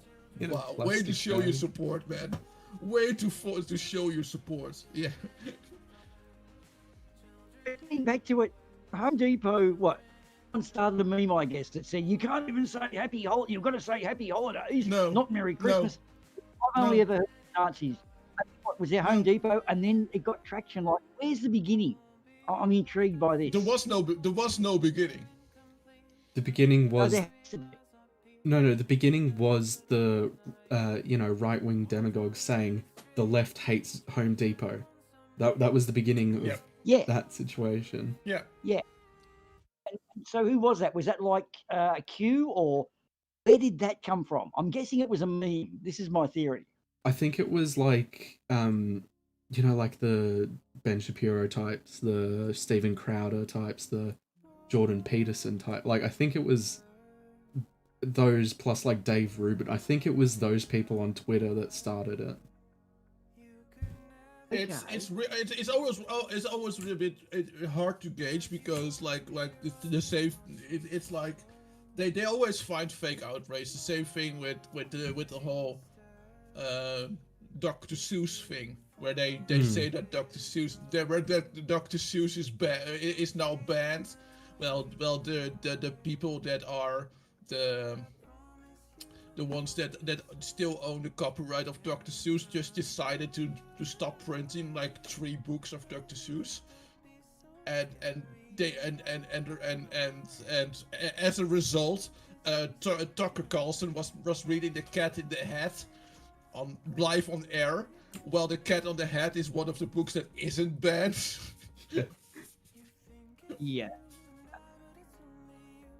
It's probably that sort of thing. Like it probably has like zero basis. Yeah.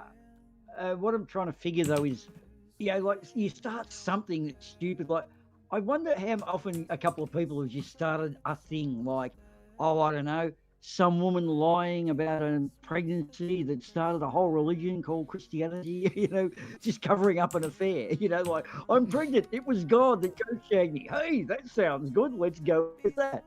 How would you be thinking after the event? I didn't really plan for that to happen. You just got to keep the lie going. Sort of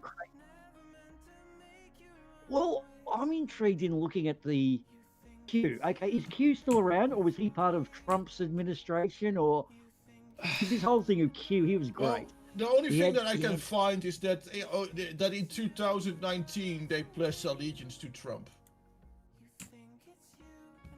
Yeah. And so was Q around before Trump? So there was no Q in the Obama days. He didn't work there in the public service or something. It was kind of like I think it kind of started like right before the elections. Q. Yeah, no, Yeah, Q somewhere. came out during the 2016 election, I'm pretty sure. Yeah, during. Yeah. And it Like just during spiraled or from there. before. Yeah.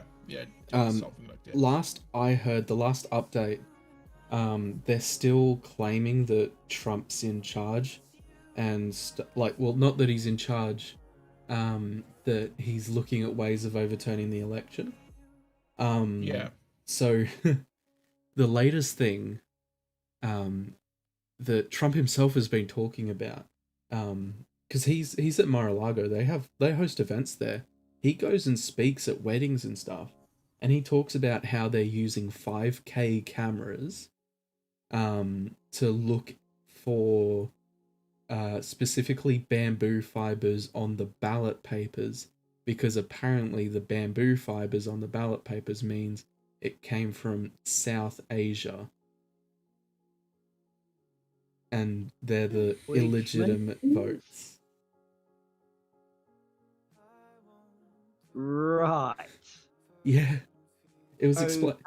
I can't remember where I saw it, Well- but there was this guy explaining it, and the person who was kind of reacting to it said, yeah, no, the guy that was explaining this doesn't believe it. He's just explaining why people were wanting to buy a 5K camera. It's like, Okay. the stupidity is so bad, it's airborne. I know of a guy who is a QAnon, and by the way, it's Q and Anon, he told us. He's the only person that knows this. Q is the person, and Anon is all of us, all of his followers, because we're the Anon. And he said that was the left. You know the overturning at the Capitol building? He said that was the left. And I jumped in and said, I'm sorry, sheeple, but I'm going to have to own up to you. Yes, it was the left. He disguised ourselves. I was the guy next to him. I was a little bloke. We went in and disguised ourselves as the right to overthrow a government that we wanted elected. Do you realise how fucking stupid what you just said sounds? Because you have a problem with cognitive dissonance. And he just went quiet. It was like, Yeah, fuck. it's also funny Even that the if you people get that were spotted there. It's also funny that even though it was the left, that the people there that they actually managed to identify were QAnon people. Were all QAnon people. how can you say that? It's like Adolf Hitler saying those tanks were the Englishmen. They snuck over without us seeing and they invaded Poland. No, it didn't happen. It can't have possibly happened that way. They have this amazing But face. Boomer Hitler was a socialist.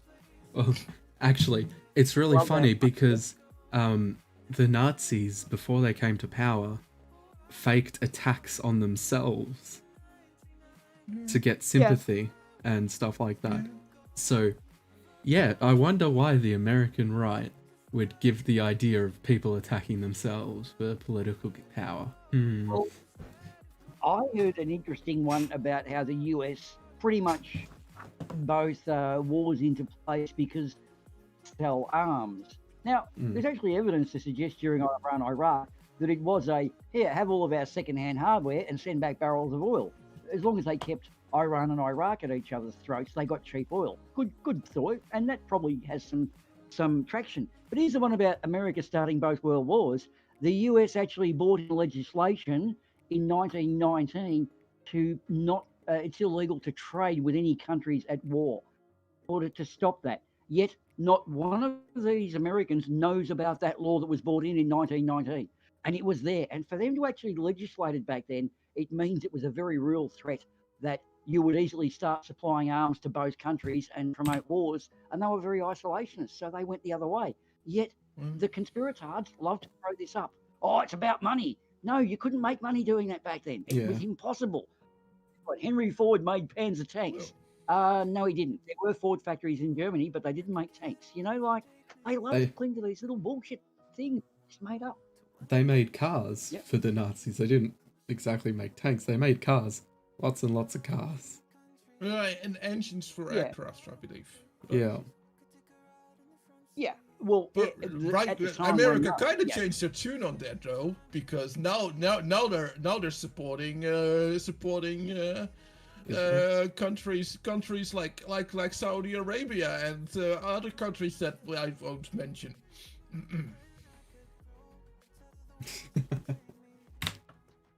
You Doing horrible mention that stuff. because What you won't a mention. popular political narrative back when I was in my 20s, so that was back in the 1760s, I think. Captain Cook was still a young fella.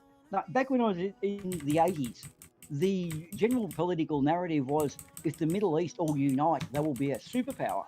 So they've got to be kept at each other's throats. And it's sort of funny when you look at it nowadays because in hindsight, it sort of looks that way. At the time, you could never say yay or nay.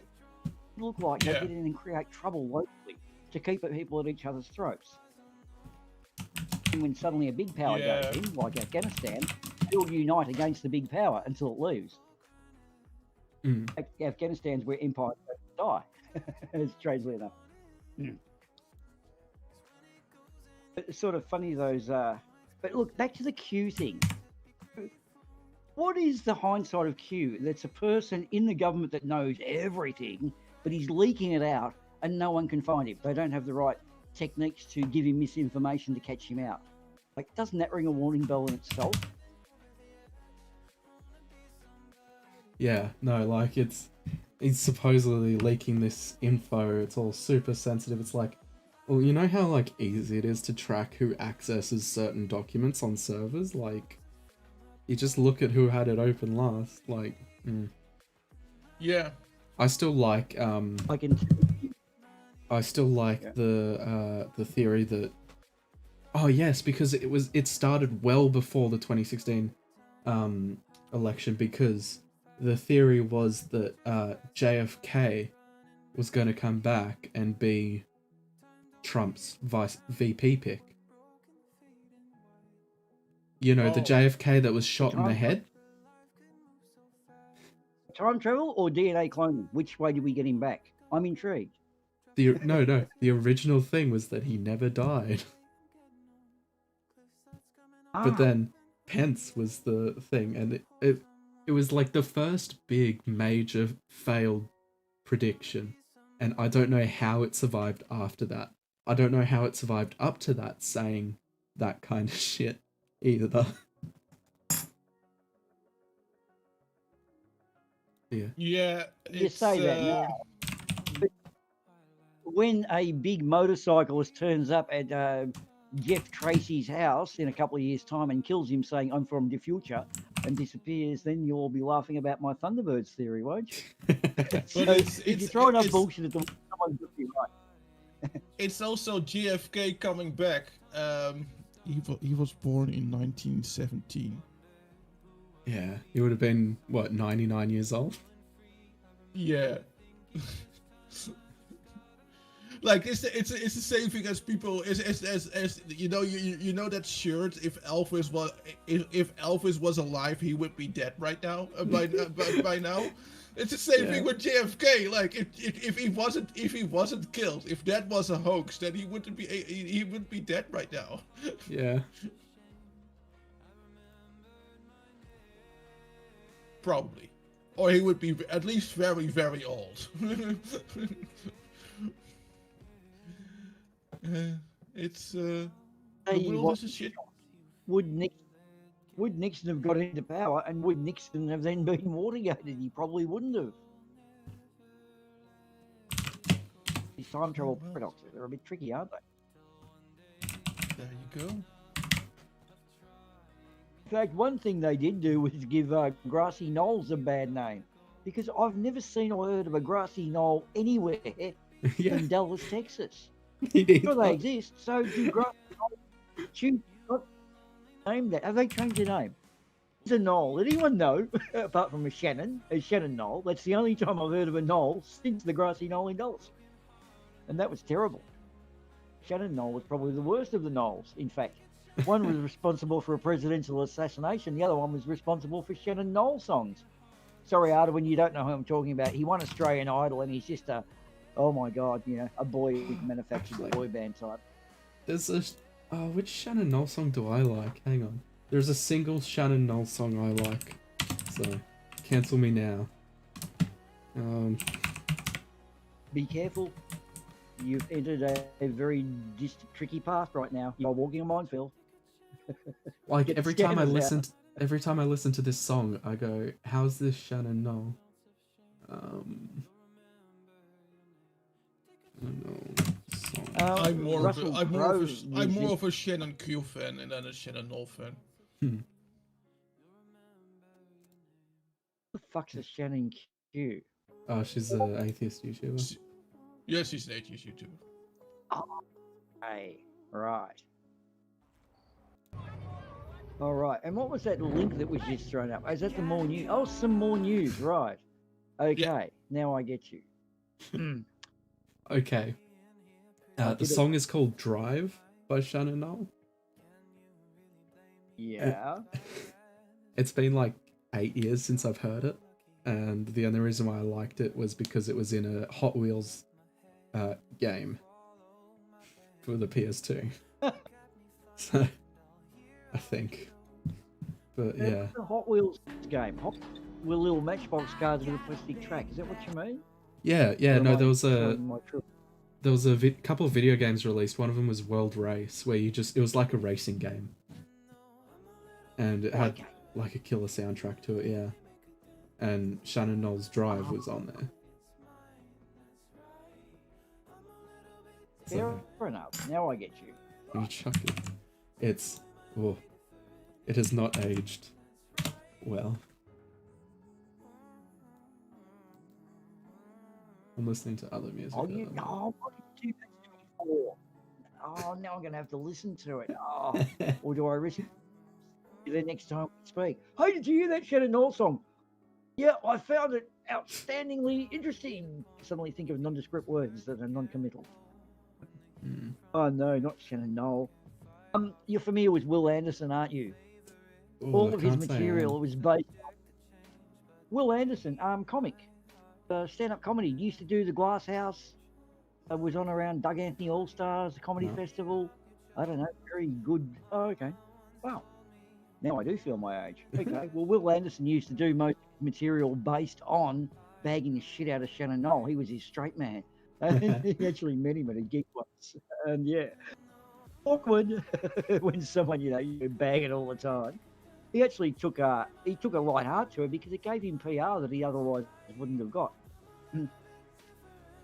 In fact, I thought Will Anderson did radio up in Queensland, up in Brisbane when I was up there.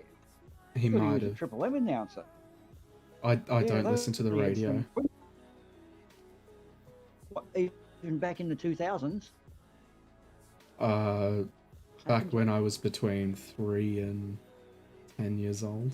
No, not particularly. Yeah. Oh, actually, no, I didn't even move up to Queensland until 2007, so late 2000s. Wait, Where you were before Queensland? Sorry? Where was I before Where were you Queensland? before Queensland? Canberra. Oh my God. Okay. Yeah.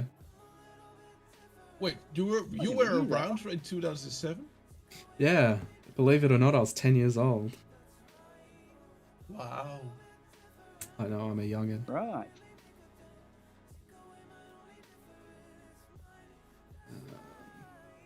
Well, Apparently my stream you're older than I imagine. Oh, Are you truly a Zoomer then? Is that right? Or are you I even am. post-Zoomer? I'm the oldest Or a Zoomer? generation of Zoomer. Like the oldest one in Zoomer. It starts at 97. Cool. Oh, okay. Either 97 or 96, What- but either way, yeah. It's hard to give them exact years because Mm-hmm. years alter as you look back on them. So let me think. See, Zoomers are interesting in that this is a generation that have actually copped water cannon in the face. 2 generations have not protested to the stage of where you actually go out and there's a chance you could end up locked up, which has just happened in the last 5 or 6 years. Yeah. Believe it or not, dude, that takes back to, you know what you guys have got?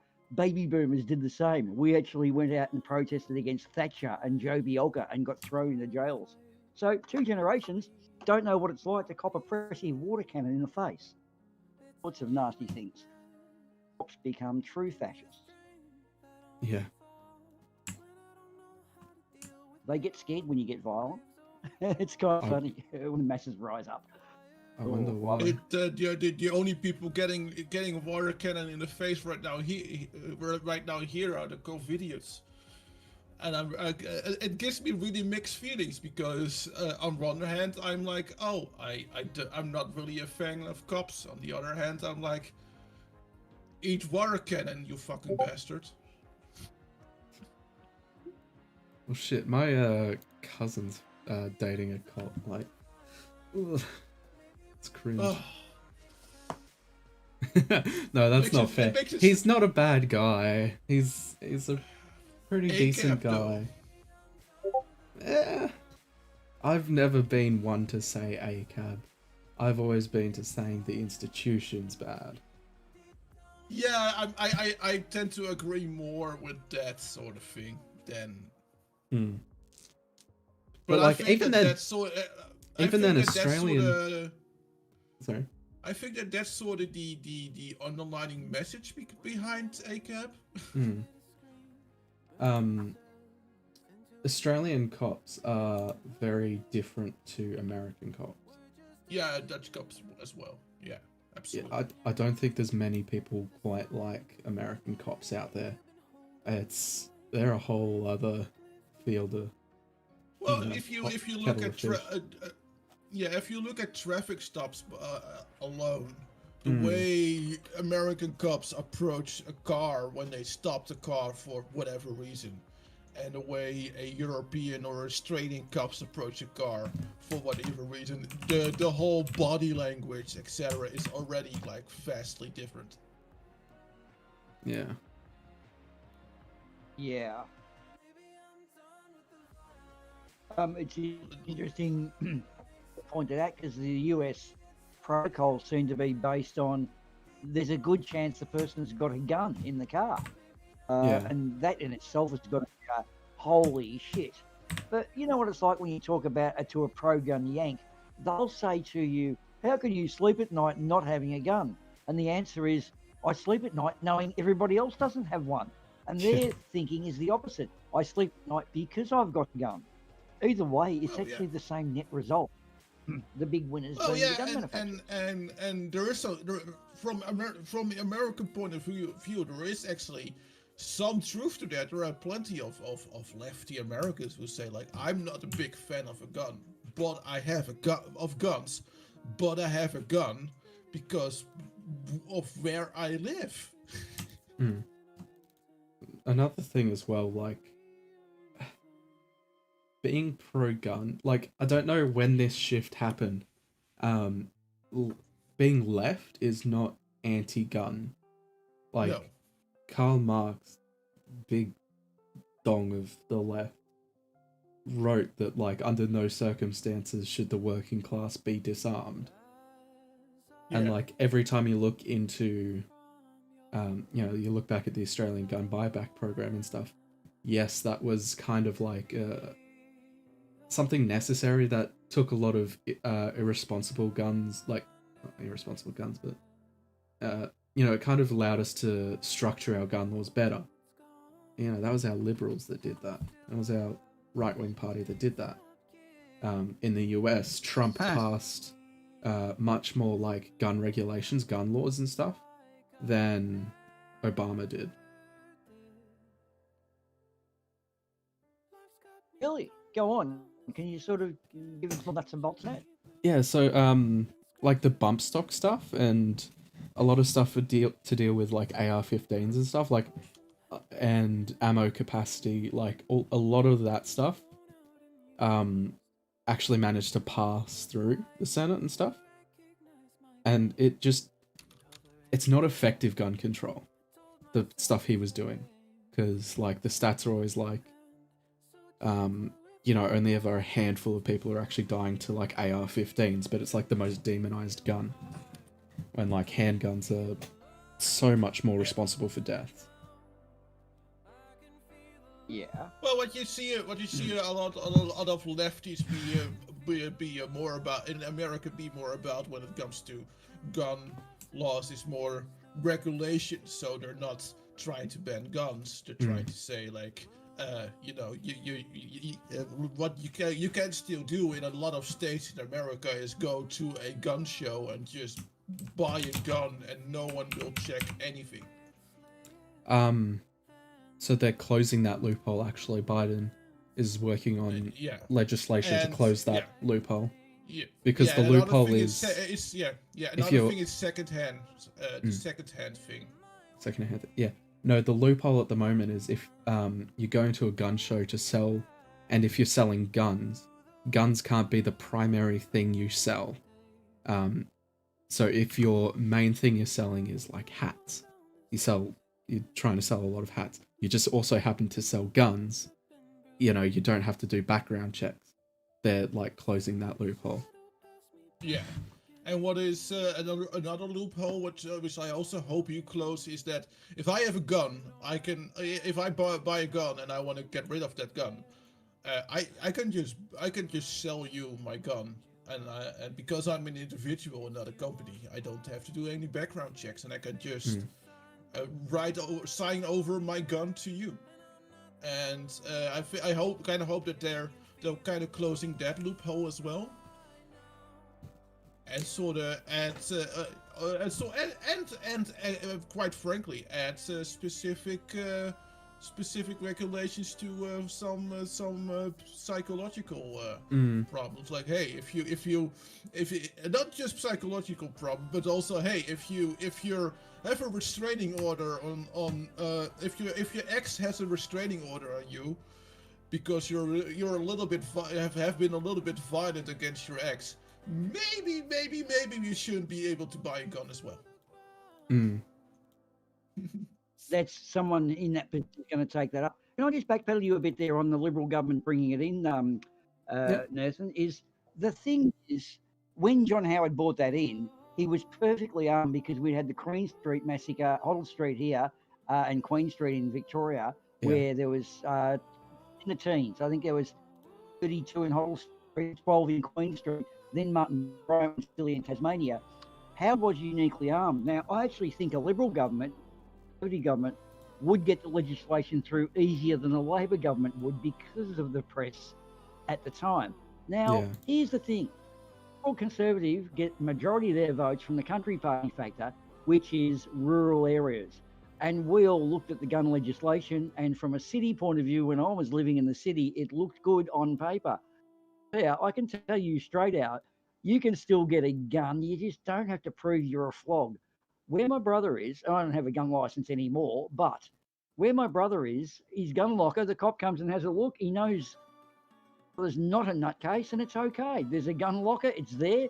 Sure, you could break in and steal them or whatever. Got to prove you're not a flog. So someone who's got a history of car thievery or a history of violence doesn't get a gun license. That's what happens in America. If you've got a history of that shit, you can still get one. And here's the thing. We've still got as many guns here. Like, it's not like there's no guns in the country, dude. If we had an uprising, there's plenty of guns out there. I can tell you that. It's just that you're not a flog with a gun. You don't have dickheads. That's it. We've vetted out the dickheads. And I'm proud of that. John Howard did a good job there. And you'll only ever hear me say that once. An exceptional job with gun legislation. And the Yanks hate it because of that. It's anyway, here it's completely here it's exactly like the fear for every Yank. like I don't think that I know anyone who actually has a gun. Aside from I know plenty of people. Aside from maybe like someone who has like a hunting rifle. My uncle has a number of guns. The other one, there's a gun club in Werribee where I knew a couple of the guys. And I just went there as a visitor. You get a visitor's pass and all I do is sit around the table and drink piss and go out to the range, have a few shots, grab all the cartridges and reload the cartridges for the next day. That's all I do, sit there and drink. It's a social club. and all I did with them was talk motorcycles. Like, it's sort of funny in that it's a very harmless pastime, despite the fact it's based on a destructive tool. Like, none of them are ever, what would you call it, risky to me. And here's the thing too, with a pistol, Yeah, it's a lot absolutely. harder to have a pistol than a gun, than a rifle. Mm. It's so yeah, it's kind of clever. It's sort of weird the way the rules are. Yeah, as far as I know, here it's actually easier to get a hunting rifle than a pistol, and and I figure that it's also like a separate license, and I think that if you I believe that if you have a hunting license, you're not actually allowed to have the gun uh, at your house. The gun has to be at the hunting at your hunting club. You may be allowed to have your ammo. Yeah, you might be allowed to have your ammo at home, but not your hunting rifle. Your hunting rifle has to be at the hunting club. Yeah. Got to have an approved safe here. You got to then cop shop and you have to pay for storage. The interesting thing is, house is registered as a gun locker in there, a safe per se. If there's a burglary at your house, the coppers have to come and investigate it. It's not like, okay, we'll just write it and put it on the file and forget about it. You're a gun owner, therefore they've got to come and investigate because it's potentially a problem. So there's a bit of an interesting perk in being a gun owner. That is here too. That is here too. When you have a gun license, when you have a gun license, I think. I know that you want to have a gun license, you need to have like a proper gun safe, etc., etc., etc., and then probably the investigation part. I think that is common sense. That is probably about the same. Yeah. Well, you guys don't bust the world headlines with fatal killings. In fact, the Yanks are, I don't know what the stats are. How often are there mass shootings? Were we talking about that other one? Oh, I think that there was like a mass shooting, quite like a couple of days ago, and it said, and I think that the news article literally said it was the worst mass shooting since early March. Oh, I know the one you're talking about. It's Colorado. It was like, this has been the worst mass shooting since like 6 weeks ago. It's like, holy shit.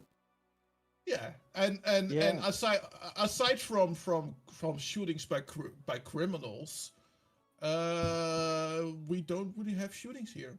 I mean mass.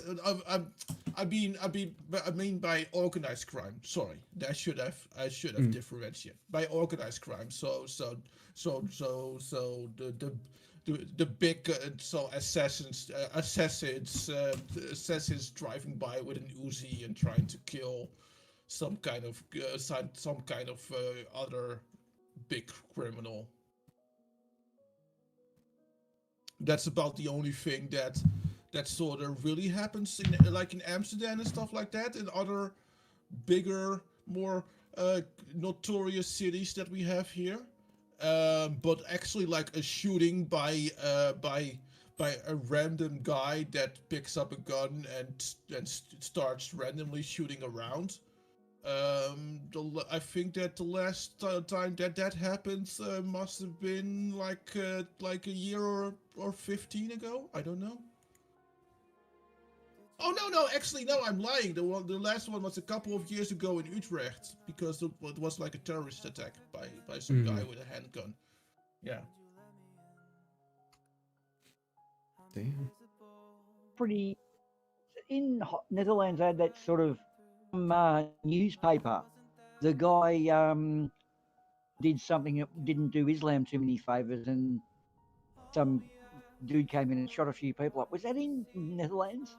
No, that was France. A cartoonist got France, that's France. Yeah, Suez Charlie or something like that.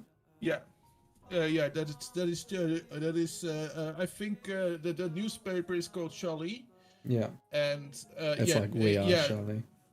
Yeah, it's just sweet Charlie is We Are Charlie because it was like a cartoonist who made Muslim cartoons, of Mohammed and stuff like that. Yeah. And yeah, there was a shooting. That is in France. Yeah, that was a big one.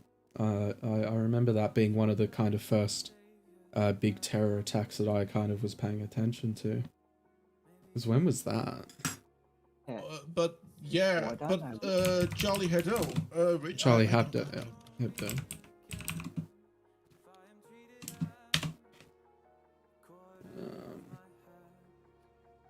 I don't know. That was 2015. Was it? Oh Yeah. damn, it was too. 2015. It feels like so much longer ago than that. Way... Yeah, doesn't it? Wow. That's only 6 years ago now. Yeah. Yeah. I would have guessed 10. 2010. Fuck. No, I knew it was. I knew it was after my dad passed away. So I for me it felt like shorter than 2015. To me it felt like maybe 3 years ago. But yeah. Oh wow. I was This goes to 17 at the been through a time. lot in the life. Yeah. The last 4 years have been a Seen the very long emergence- decade. Oh Yeah. Utrecht was 2019. Wow. What was that? Utrecht. Tram. We had a shooting in a tram. There were quote unquote only 4 deaths and 6 injured. I say quote unquote, but because it's still too many. Okay, But- 4 deaths. Oh, 4 yeah, deaths no. is actually the bare minimum in America. If it's less than 4, it's not considered a mass shooting. And there's got a bit of criteria. So, would you account the low numbers for? Is it because he didn't have a weapon capable of delivering, or was he in an area where the people? Yeah, it was in yeah, it was a handgun, and people kind of jumped on him too, probably because he had a handgun. Okay. Like it wasn't. He was in a tram, so there were people standing like around him, in opposed to when you walk into a building, where you have more space around you. So it was easier for people to jump on him too. And he did got away initially, but they managed to arrest him pretty soon. Yeah. Another one I just had to look up was the Sydney siege with the Lint Cafe. That the gunman that took the people hostage there. That was 2014. Like, that was December 2014. Go for that. Yeah. Right, I would have said just pre-Trump. That was mid of Obama, was it? Okay. Wow. Wouldn't call it mid of Obama. But yeah. Good call. Mid-Obama. It was mid of Obama's second term. It was the middle of his second term. It was fact, December. It was although like middle of December, so it was really not that much long. It was only... Yeah. Oh, doesn't matter. Yeah, no, because I was 17 when both of those happened. God, I think it feels so much different for me. Just because of, oh god, how much growth I've had in the last 5 years as a person. That's insane. Oh yeah, that's expect so much more growth that is gonna surprise you. No, I don't think. I know I'm gonna grow some more, definitely, but I don't think I could possibly have another kind of years like that. It's just the growth is more subtle, but it sneaks up on you, and when you look back on it, like 5 years later, you look like, oh fuck, I didn't expect to have changed as much. But I probably come from a bit further back from where I was then back from I was raised Christian, and though not homophobic, it wasn't much further than, oh, if two people love each other, it's okay, and that's kind of where it stops. Yeah. So I had a lot of growing to do from where I was raised to where I was now, where I am now. Well, shit. I went from calling my classmates the F slur to to Oh yeah, actually but that's being pansexual. So, you know yeah, that. that was normal vocabulary in that time Yeah. when I grew up. Yeah. But yeah, no, I was raised Lutheran. Went to a Christian school. I didn't have the best views on it up until about year 10 when I realized to myself, and then it was the 2017 2018 that I actually came out, and that was like huge for me. So Was it potentially social suicide in doing so? Because that seems to be the main deterrent. in my specific Christian high school, yes, it was. It would have been. Okay. It wasn't until like I came out to some of my friends before others. My best mate that I still have around today, if I came out to him in year 10, he wouldn't have never have spoken to me again. But I actually pride myself on being able to have, I guess, changed his view on gay people. To the point where, like, where we were in high school, he said that if we got to vote on, like, gay marriage, he'd vote no. To the point where by the time the plebiscite came around, he voted yes. Yeah. Well, Yeah.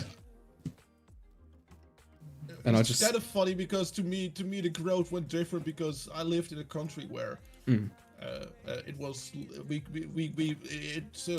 got marriage equality in the year 2000. So yeah. But we were Something I think we were the first country I think we were like the first country who had marriage equality. Like one of the first. Yeah. So.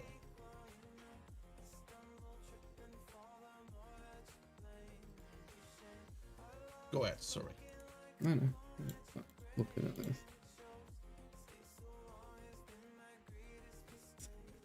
Oh, that sucks.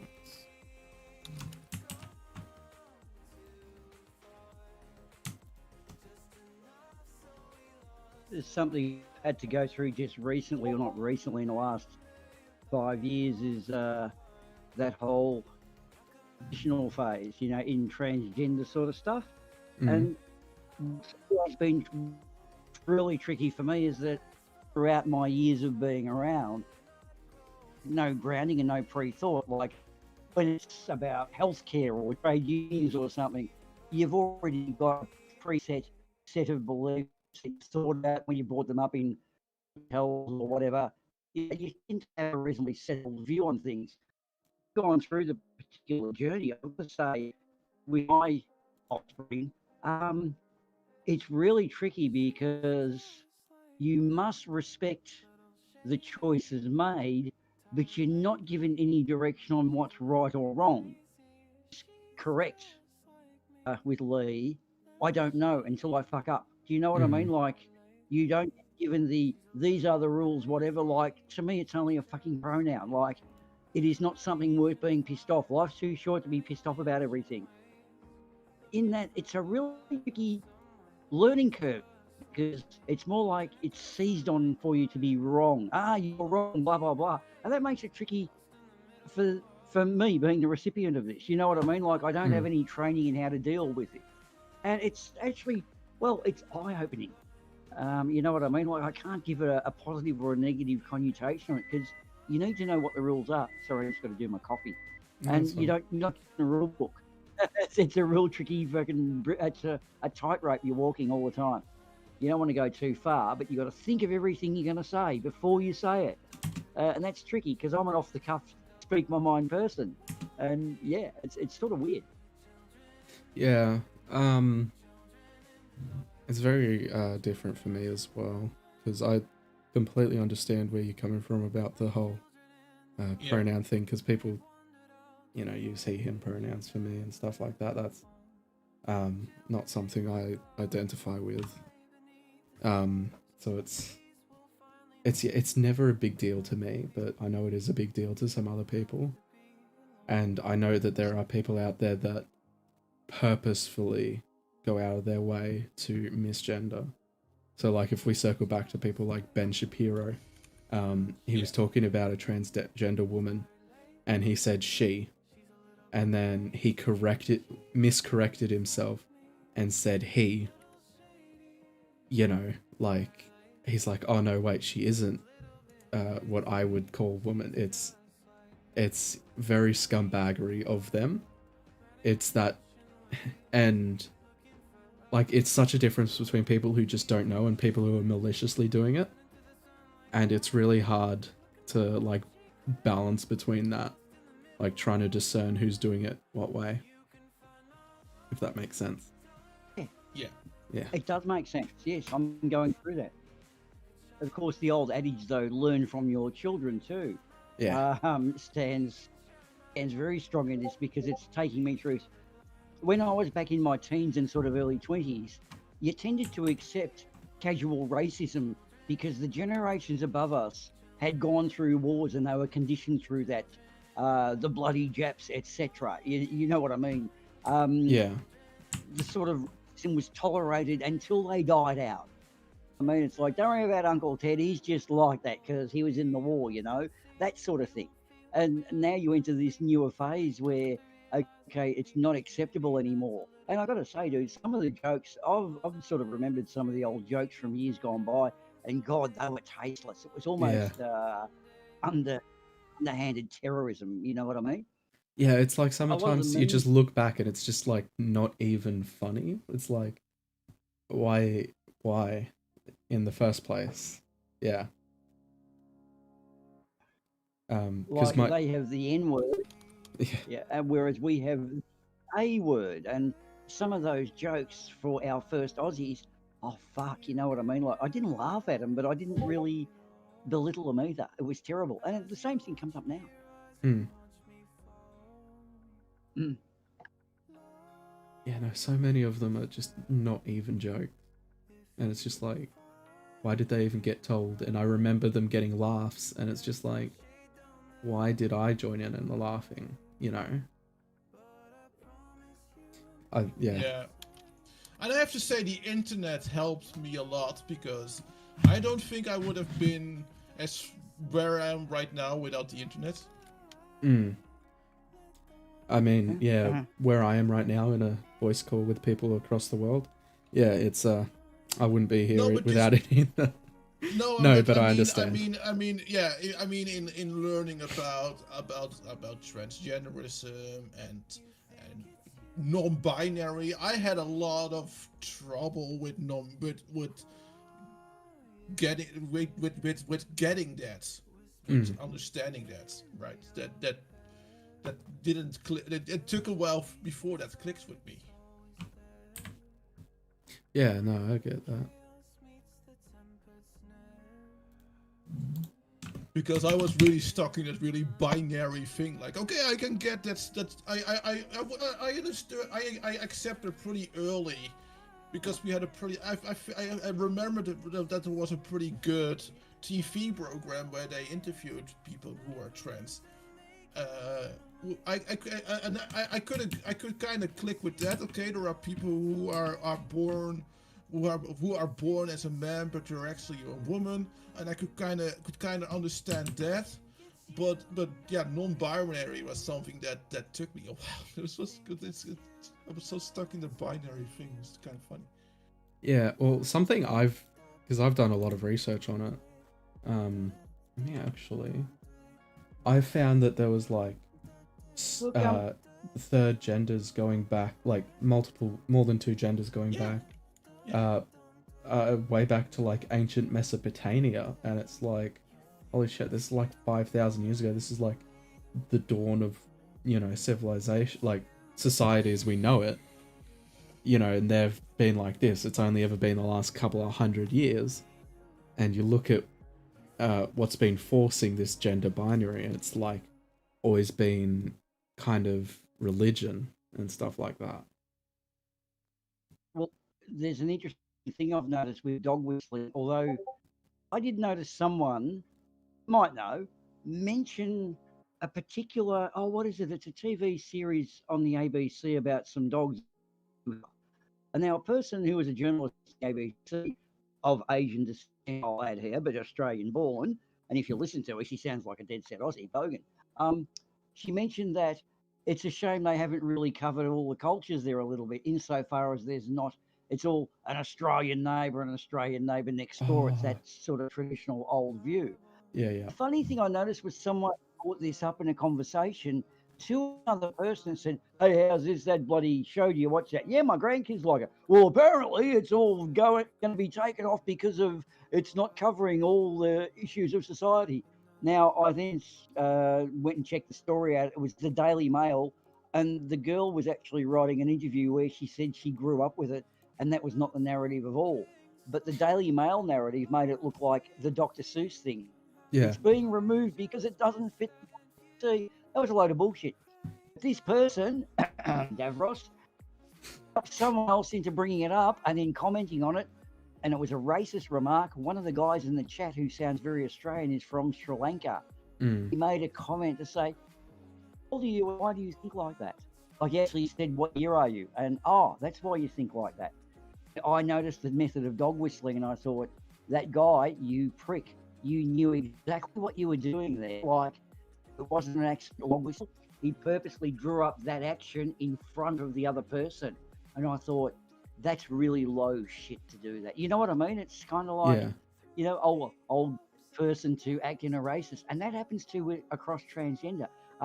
Lee has told me of the examples he has copped in that, where someone makes a snide backhand remark that's there to hurt him, you know, and it wasn't really a funny joke anyway, but the pain, the hurt of it was evident. And there's a lot of this dog whistling technique is really probably one of the worst things. That's like terrorism, technically. You see it with race because it's easier. You don't see it when it's an underlying thing. When it's gender, yeah. No, there's there's kind of a joke online about how transphobes really only have one joke, and it's the I identify as not a gender. Like, I identify as an attack helicopter. You know, that kind of thing. It's always, you just cycle, like, look through the last 6 years of online. It's just the same joke over and over again. The latest iteration are like, my pronouns are like, you know, something dumb. And it's like, well, that's just saying the helicopter joke again. Just replace gender with pronouns. It's like, it's still just the same joke. If you're gonna try and mock us, like, please innovate. We're bored. Yeah. I know. Sorry? It's so unoriginal, so brainless that it actually typifies the class of person who's going to identify with that joke. They're generally non-thinking dumb fucks. And they usually do have the whole with them. They're usually homophobe, Nazis, whatever. Yeah, they're all degrees of that to some extent. They don't put it out there in the public, but they are generally like that. Which, funny enough, comes back to right-wing humor, and it not being funny. True. Oh. Oh my God! This is like On the Couch. Remember our Steve's show? Yeah. Sit down and chat about stuff. This is almost an On the Couch here, Nerf. Yeah. We have 2 watchers. We have more than an audience. Pretty Or is sure that one us of those two is watching me. It's probably just us, so. But it doesn't matter. You. Oh, okay. Oh, so I come up as watching when I'm watching it myself, do I? Okay. Yeah. And bloody YouTube, all this technology. In fact, Nathan, you know, we were on music before. Something I've got to say, that someone of your age, you are uniquely placed in that the musical tools available to you in the palette is what would have cost me $60,000 when I was the same age, and a fucking house was double that. So half a house in what you can do insofar as go on and just download tools and make musical stuff. I know it's something that, considering how available it is, it's very underdone. Most of the musicians I know are pushing over 30, closer to 40. And it's sort of surprising because, like yourself, you said you did singing lessons and things like that. Go and look at the old rules, look at what someone did back in the 20s and go, okay, what made Frank Sinatra a great singer? Okay, well, he's a great singer. All right, let's go forward. Okay, what made that dude a great singer? Because he's not. And copy them, and don't do a bad impression of yourself, but do one of them. Yeah. Well, that would be interesting. In trying of someone who's good, you're never going to get that right, but you're going to do a perfect impression of yourself. Yeah. I've always one to write vocal melodies or things. I'm more a person who can come up with catchy lines. Who was a singer who could pick up newspaper and just phrase anything in the newspaper. Now, that's a talent, but he was fucked at writing English. And together, we penned probably about, 100 songs. And it was just so funny because he covered my ass in what I couldn't do and vice versa. And that's something nowadays, if you've got a program set up, like a guy like Planawalk, he's actually not that bad at all. He really concentrate, like just say he pissed his YouTube off, right into a bit of guitar music composition, a little bit of study, and then came back. He'd be pumping out songs. It's just a case of putting it in the order, if you know what I mean.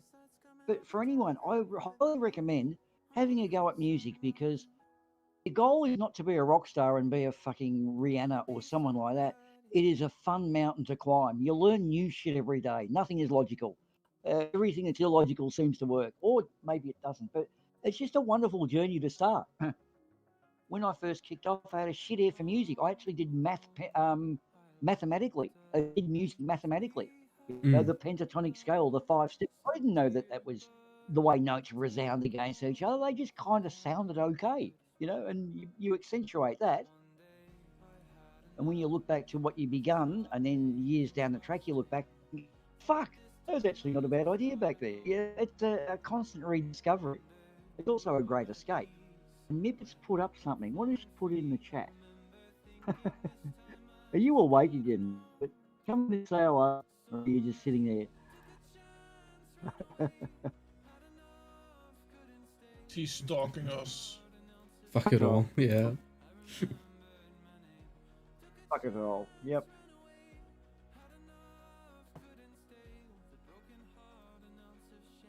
But she's been listening to us. No. She knows all of our secrets now. Yes. Damn.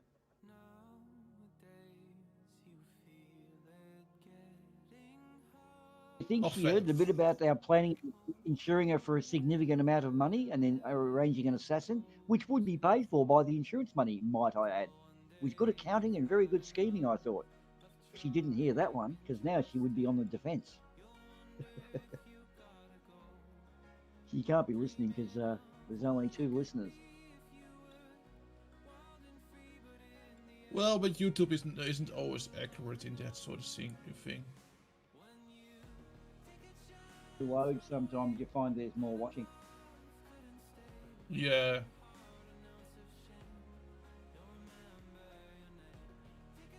Like I've seen YouTube's where YouTube said there were like 3 people watching, but there were like 5 people in chat or something like that. Uh-huh.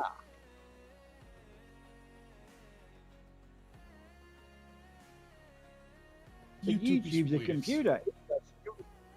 It knows everything. Sorry, I'm back. We've got 3. We do have an extra what? So don't mention insuring anyone for a significant amount of money. Come back to get us. I can... Yes, that is one. Okay. Watching some of the interesting games that have been coming up lately across. I think YouTube cycles from, I don't know, Trivia died last year. And What's going to spark up people try to do in YouTube stuff? I have no idea, honestly.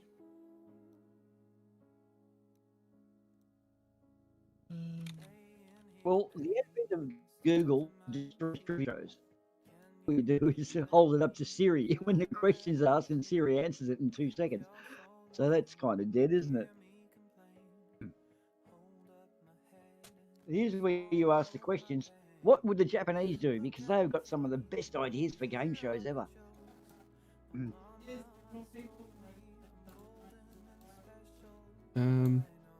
Yeah, no, it's tricky sometimes to, you know, like come up with a new game show idea.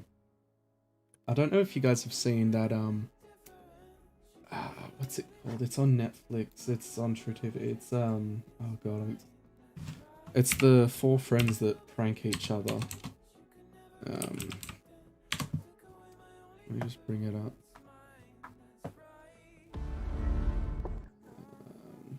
I don't have Netflix. I only have Amazon. Impractical I only have Jokers. Amazon Prime. Oh yeah. I only pay for Amazon It's a Prime. bit of a premise.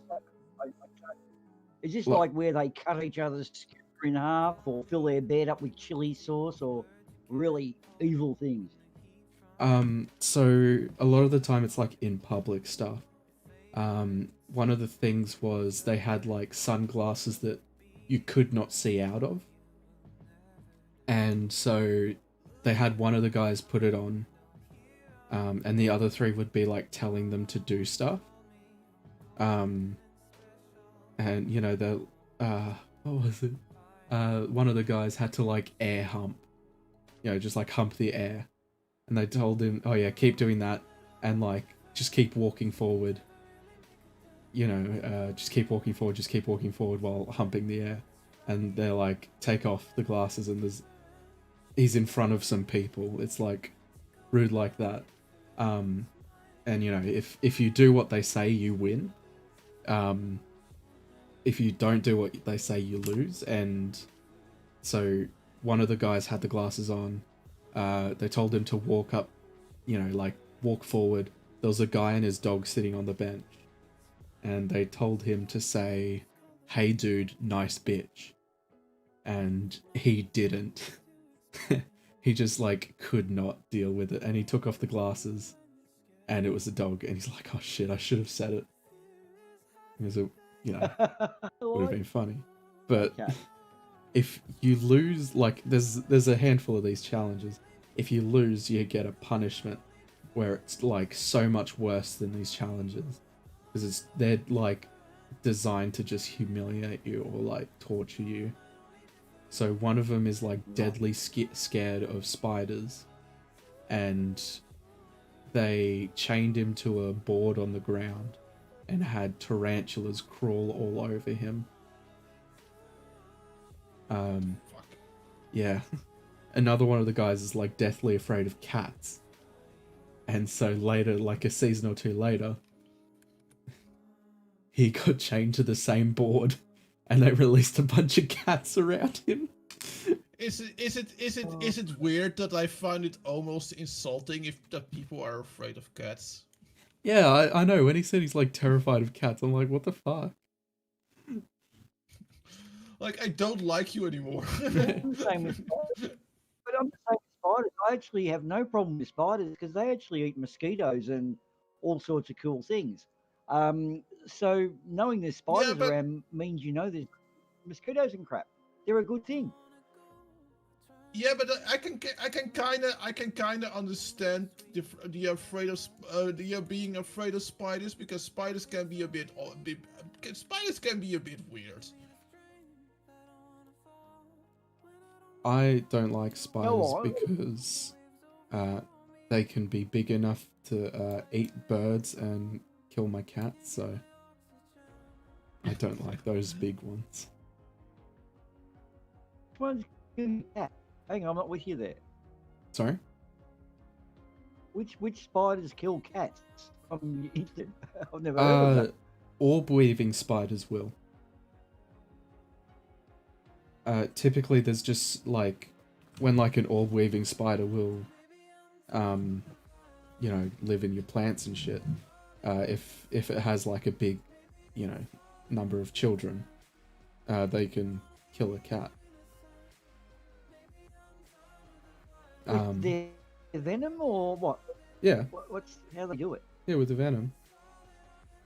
They're Okay. quite dangerous ones. We had a Goliath bird-eating spider in our house, like 3 months after we moved in, so that was a bit of a scare for my mum. They're not actually venomous though. They like get a bird and they probably don't eat for a year after eating a bird, I would say. No, they don't eat, like, if they get a big bird, they don't eat for a while, like snakes. The problem is, it was a big spider. My mum got like one of the pots that we brought up with us, just like a cooking pot. And she like trapped it on the roof. Yeah. But the problem was it like some of the legs got stuck out, so I don't know how big this thing was. I didn't see it. I was in bed. I wouldn't have been much help. Apparently it was like upwards of 15 to 20 centimeters across. So it's these, spiders are they're, ooh. If I had known that, I would have burnt down the house and moved. Yeah, well, okay. I suppose we've just got this leftover spider thing from when they must have been way more dangerous or whatever. Because to me, it's like other things.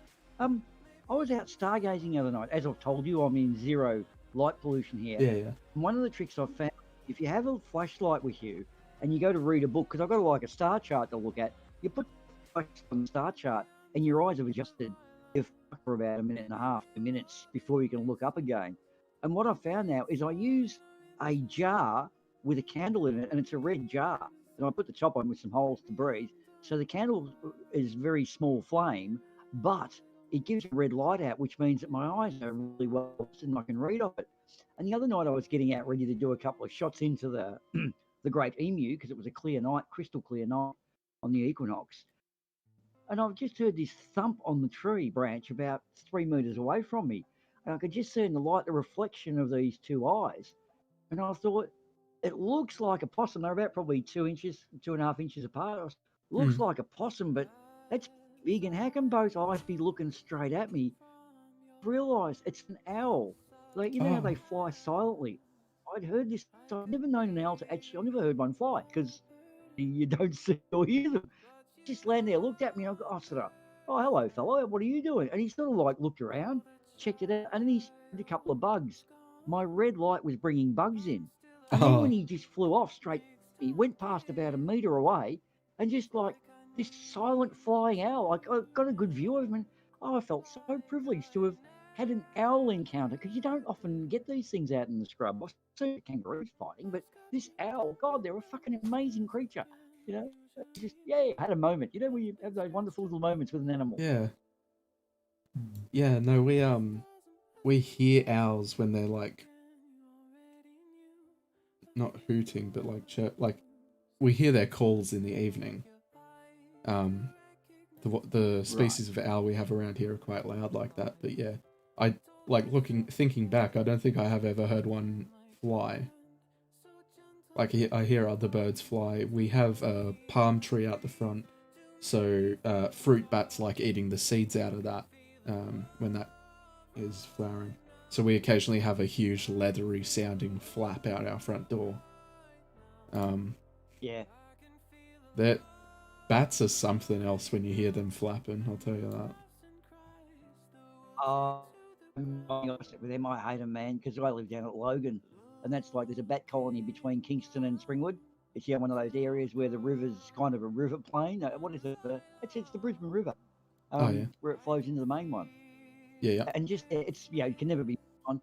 There's a whole bat colony there, and it stinks. It's noisy, and it's just like any trees. You see all these people being over their trees, and the reason is because when some of your trees are fruiting, all the bats know, and they really attack the place. I can't say they're my favourite critter. I'd rather feathery things than bats actually. And after Yeah. COVID, I suppose bats' popularity dropped just a little bit. True.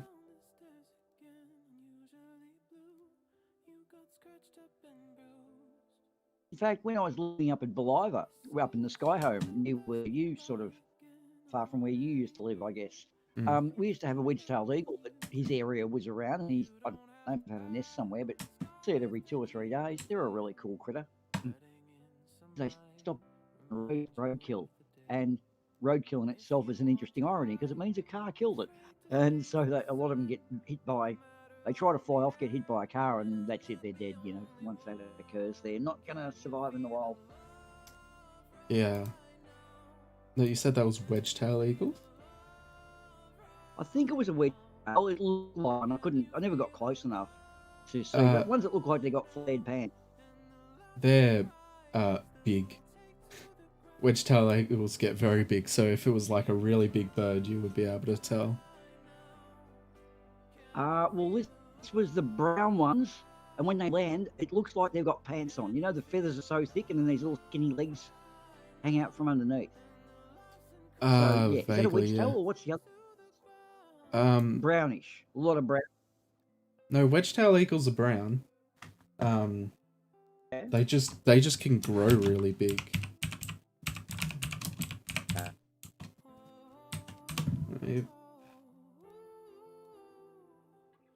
In fact, when I lived in Brizzy, I got to say, I do like the way Brizzy is for the amount of wildlife that comes in.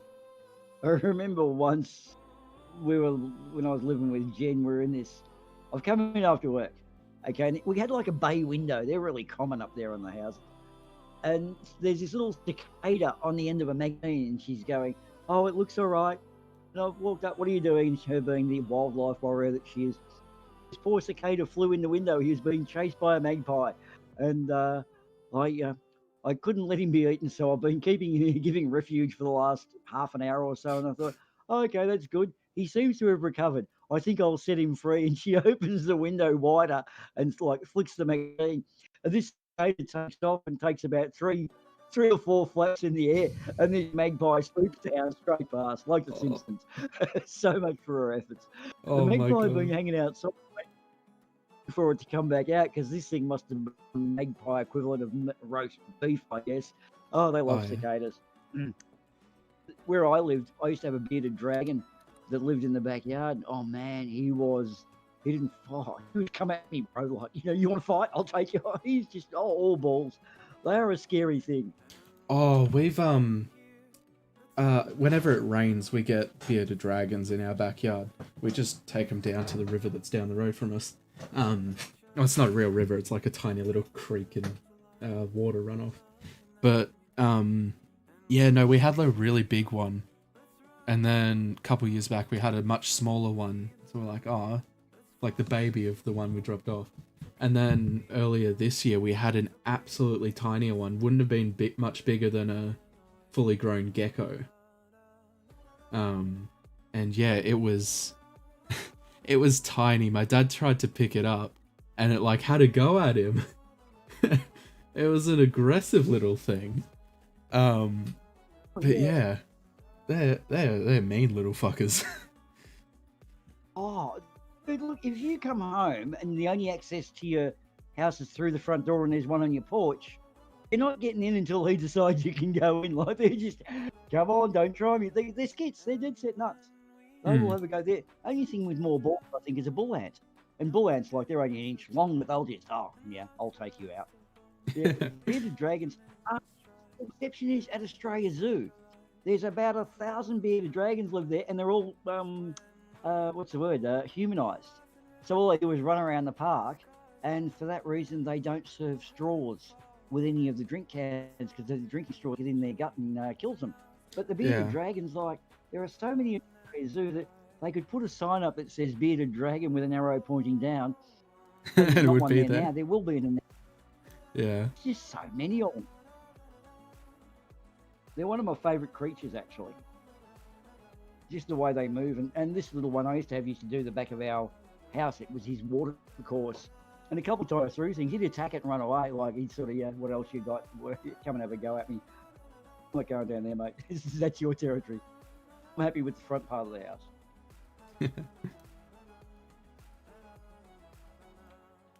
I don't think I've seen a frill neck lizard in the wild. I want to see one of those. Are they the same family as a bearded dragon? Not quite. I don't think they're the ones that you can't see my hand gesture, but it's like opens up around their neck, like a huge circle. Yeah, I think the big flare, the big sort of super flare. Yeah. I've got a feeling they are the same family, just Actually, they don't have the big frill. Yeah, possibly. Other thing we discovered, and they're not native to the area, when I was living in the Sky Home, he used to get a force of backpackers to come and work on his houses. He was a real cartman, the guy that I live with.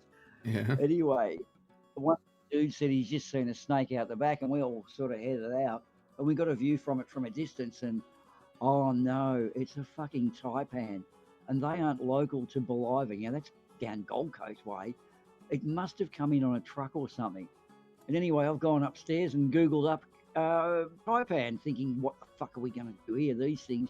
And it's got Australia's most intelligent, nervous, and venomous snakes.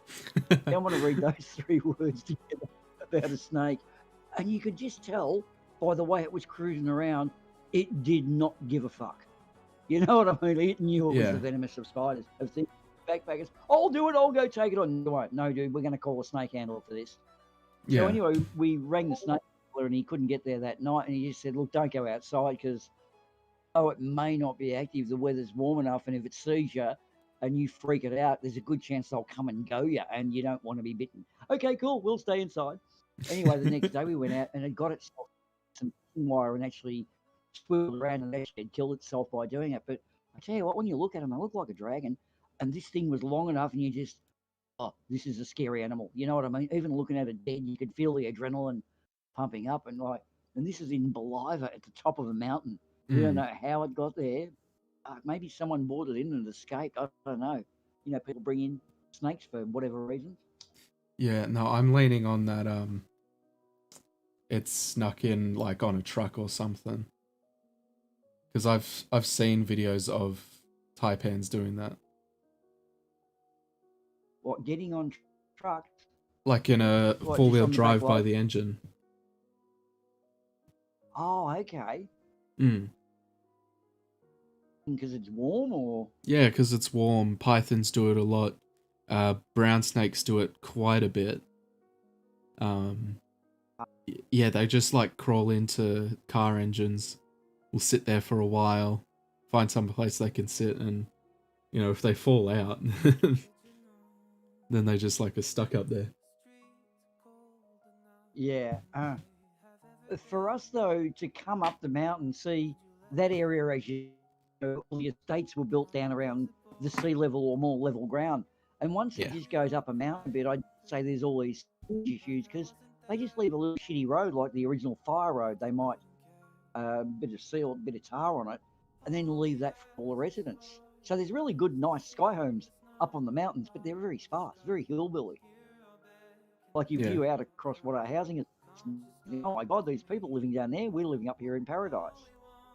But you do get drunk at altitude. That's what I did notice. Mm.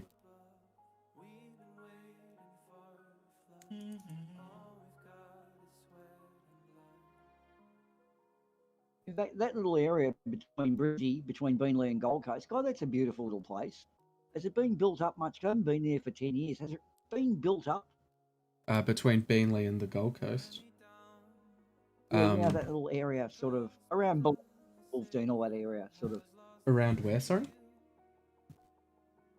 Well, south of Wolfdean, you know, below over that area, how it's all kind of been on the Gold Coast. Has it been?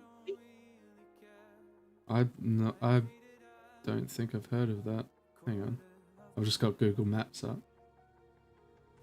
Okay. Oh, there's Beliver. We had some. There's Bannockburn. Yeah. Windaroo. Windaroo's big. Now, let me have a look. Yeah, Mount Warren Park, Windaroo, that kind of place is definitely pretty much all suburbia now. 'Cause yeah, that's near my old high school. Oh, all right. Mm. We had some friends that got some land that was really really bushy at the time, and they sort of built the house within a lot of the raw materials around. You know, it had all sort of colonial feel about it. And then I remember driving there like 3 years later. I came to this beautiful, big, pristine roundabout, like 4 kilometers from their house. And when I got there, these people were sort of poet, get away from it all, hillbilly types, and not hillbilly as in, you know, hillbilly, sort of scrubby types. And they were just so pissed off that the city had grown out to them so quickly. Like, we've got to sell it now. It's a beautiful place that they had built in the middle of what was the sticks, you know. Yeah. And suddenly the sticks has got all traffic noise off in the background. You don't sleep properly, and sort of sad. Jim Boomba's another place. I really love that. Oh, Jim So Boomba. good. It's a small country. Now it's 4 times the size it was when I was looking at it. Land was like 30, 40 grand down there back in 2010. Buy a block of land, and then, oh God, you would have cleaned up. Yeah, no, my aunt and uncle, when they lived up here, they lived in Logan, and if they, like, when they sold, it was like right before the M1 went in. Yeah. And yeah, no, the land today would be worth easily 10 times what it was when they sold it. Yep. Just because of how much Logan has come up. In about 2005, our mate Glenn came in, and Glenn was a super hillbilly. When we used to watch TV with him, he was like the anti-travel agent. They'd say, like, here's Rottnest Island, what a wonderful place. And Glenn had been everywhere in the country, literally. And he'd go, that joint mosquito's big enough to carry you off. He could tell you what was wrong with every place in Australia. Anyway, he bought a house, which with his wife, with his missus, and it was like 60 grand. When our houses in Brisbane were about 120, 130 or so. These are not biggies, you know, like Brisbane per se, but just... And it was about 60, 65. And we were going, Ipswich. You know, like, and when you lived up there, Ipswich is 5 degrees hotter in summer, 5 degrees cooler in winter. It was just a shithole of a place. It was Pauline Hanson country. Anyway, they sold the property 3 years later, enough money to go and buy a farm in New Zealand. It was like virtually 8 times the value. And the house itself was really good. Like, it was a really good old solid house, good sized block, a wonderful garage, and we were all going, Ipswich, oh my God, who wants to go live there? And anyone who doesn't know Ipswich would want to go and live there. Yeah, no, my joke. Ipswich today is an industrial park almost, but it's like big still. Not so much like the city of Ipswich, but like the suburb. Yeah, I used to work in Ipswich Yamaha, right? Or is that... Yeah, it was Ipswich Yamaha. There's about 8 or 9 of us working at the shop, so it was reasonably big for a bike shop dealership. And 6 of us came from Brisbane. There are only 2 Ipswich locals. And the funny thing out the back is it was drive-in and park, and you'd walk through the workshop virtually. And I don't know what happened, because we don't leak oil out our garage, but some oil-leaking heap of shit must have left a pool. And someone's walked through the oil in 1 foot with their feet, right? Only 1 foot, though. And they've left these, as day, footprints up through the workshop and into the shop. And me and the boss, Kenny, are out the back having a cigarette. And I've looked and gone, oh, look at this, Kenny. Fuck, you reckon the guy would stop and wipe his foot, don't you? Walked over to the footprint and gone, no, he's got 5 toes. He can't be from Ipswich. Oh, God, I was fucking rolling. Like, we used to so bag the fuck out of them. They were real hillbillies. One of them pulled up to show us his car. I just got my car going. I put this extra motor in and whatever. And he lifts it up and it caught fire. He slams the bottom back down. We said, you better watch out. You've probably got some thermal issues. They're like, just the shit I saw in that town. It was funny. Brunt of all jokes until you buy land there.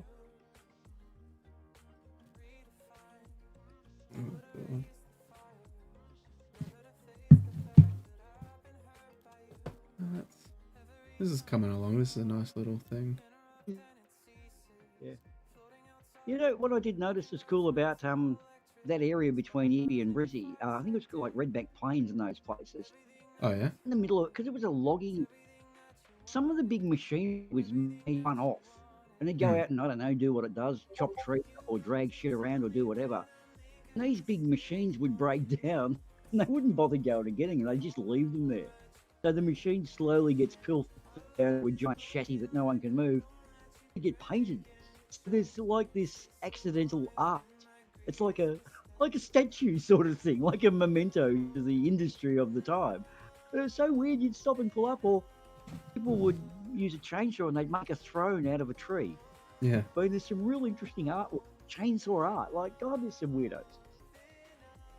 Another place called Gatton, the front yards were done up with, you know, that sort of, what do you call it? Wait, Gatton? Where you throw old lawn rubbish. You know, you throw rubbish in your front yard, but it becomes art, yard art.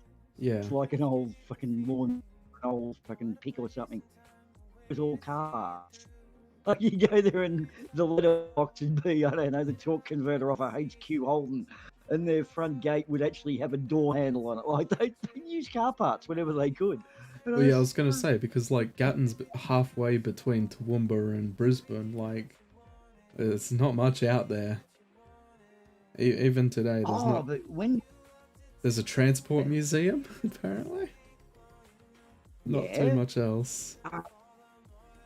I worked there with Energex, and we found the locals to be beautiful. They were the best dudes, putting up like power lines.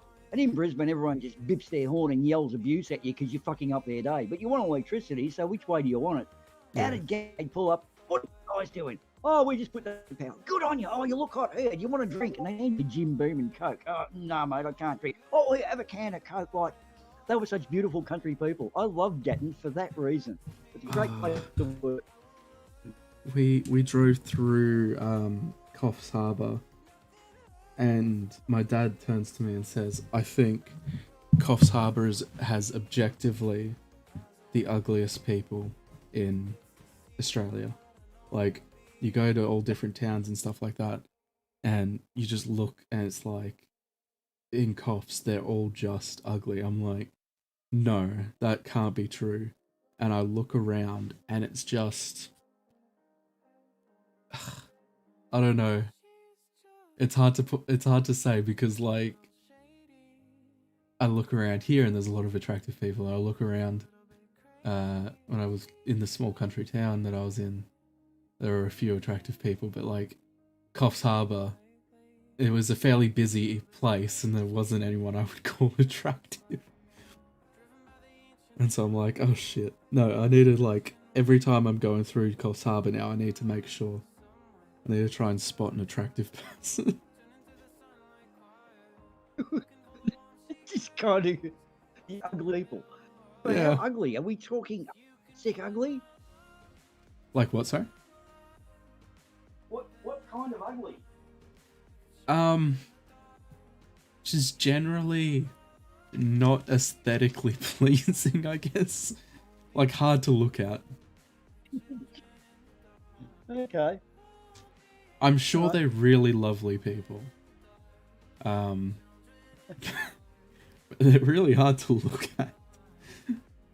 Not that I'm a beautiful person by any standard, but just like, yeah.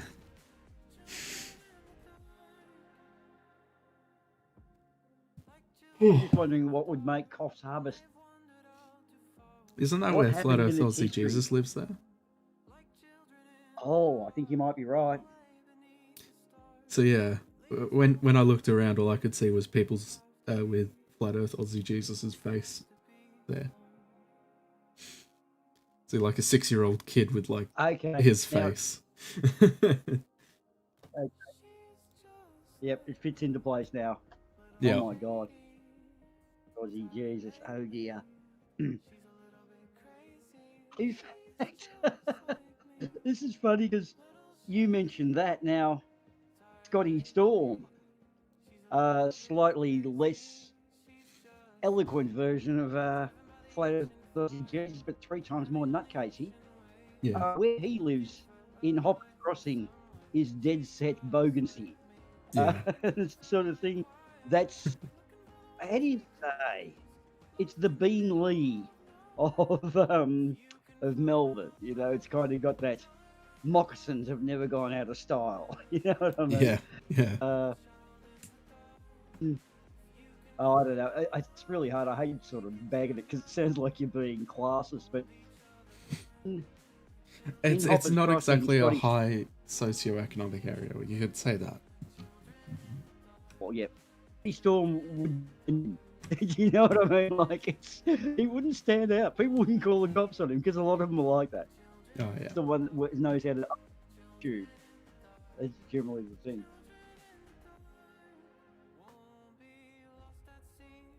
He's the sort of guy who would say he saw a UFO last night, even though he knows there's an airbase like kilometers away. It's always a UFO. Yeah, it's not a plane. Plane. Can't be a plane. Has to be a UFO. No. Don't care if it looked like a plane. It's not. Technically, if you don't identify it, that makes it an unidentified flying object. Mm. If someone threw a rock at it, ducked out of the way, but didn't take the time to look at it and say that's a rock, I've seen a UFO, haven't I? True. It is just an unidentified flying object. Oh, that just reminds me of a story. Look, years and years ago, we used to head round to a mate's place and have a few bourbons and a few beers and the odd joint or two and misbehave as young men do. And he always had his camera. Now, back then, cameras cost serious amounts of money. To develop film, it was a 3-day wait. He got into this habit where loved his camera. He'd always talk about it. It was almost his girlfriend. In fact, probably, if he could have worked out a way, I reckon he would have slept with it. But he had his camera with him. And the thing of it is, when he'd go off to the dunny and we'd be there, someone would run around behind the kitchen, grab his camera and drop their pants and do a dick pic. We never realised we were the original dick pickers, I think. And we'd fill up his camera like with dick pics, arsehole shots, and I don't know, just photographs of ears as well. And he never ever said anything. So imagine when you've gone to get 20 photos developed. They paid like, good money. Probably equivalent of 25, 30 bucks nowadays. You know, there's all these dick pics. Don't know who it is. So you can't hassle anyone. And we always realised that when he'd go out, always made a point, oh no, me camera. I'd run back, you hold us up. Yeah, like, we're going to go to the beach. No, take camera. He always bought it. And years later we worked out, he was wanting to get a photograph of a UFO. He always thought it'd be the time I don't have my camera, I'll see one. So he was always thinking he'd get thousands of dollars, just trying to set himself up for retirement. And we never realised at the time that he was a ufologist. Yeah, he was there. He was one of the original conspirators. Copped a lot of dick pics. Here's the funny thing about him. When he drink a beer, like, he's a good dude. I used to love fucking knock around at his place. Get a 6-pack of beer. What we do is turn it upside down. Now the beer cans weren't quite the same. Now they were an old steel can with a big circly area. And what we do is turn the cans around so they face the same way, and we write funny comments on the bottom. And our idea was that he'd sit there and make a funny comment like blah blah blah blah, do a sick dad joke, and then he'd always take a drink of beer. He's something written on the can like "I'm a fucking wanker" or "Please in the face" or "God, I fucking need a nappy" or something like that. We'd always compete to each other, writing funny one-liners. So we'd do a bad joke, take a drink of beer. We all piss ourselves laughing at what was written on the bottom of his beer, and he put it back down thinking he's done this really good joke. Oh God, he has a fucking good value to have a beer with. He was our straight man.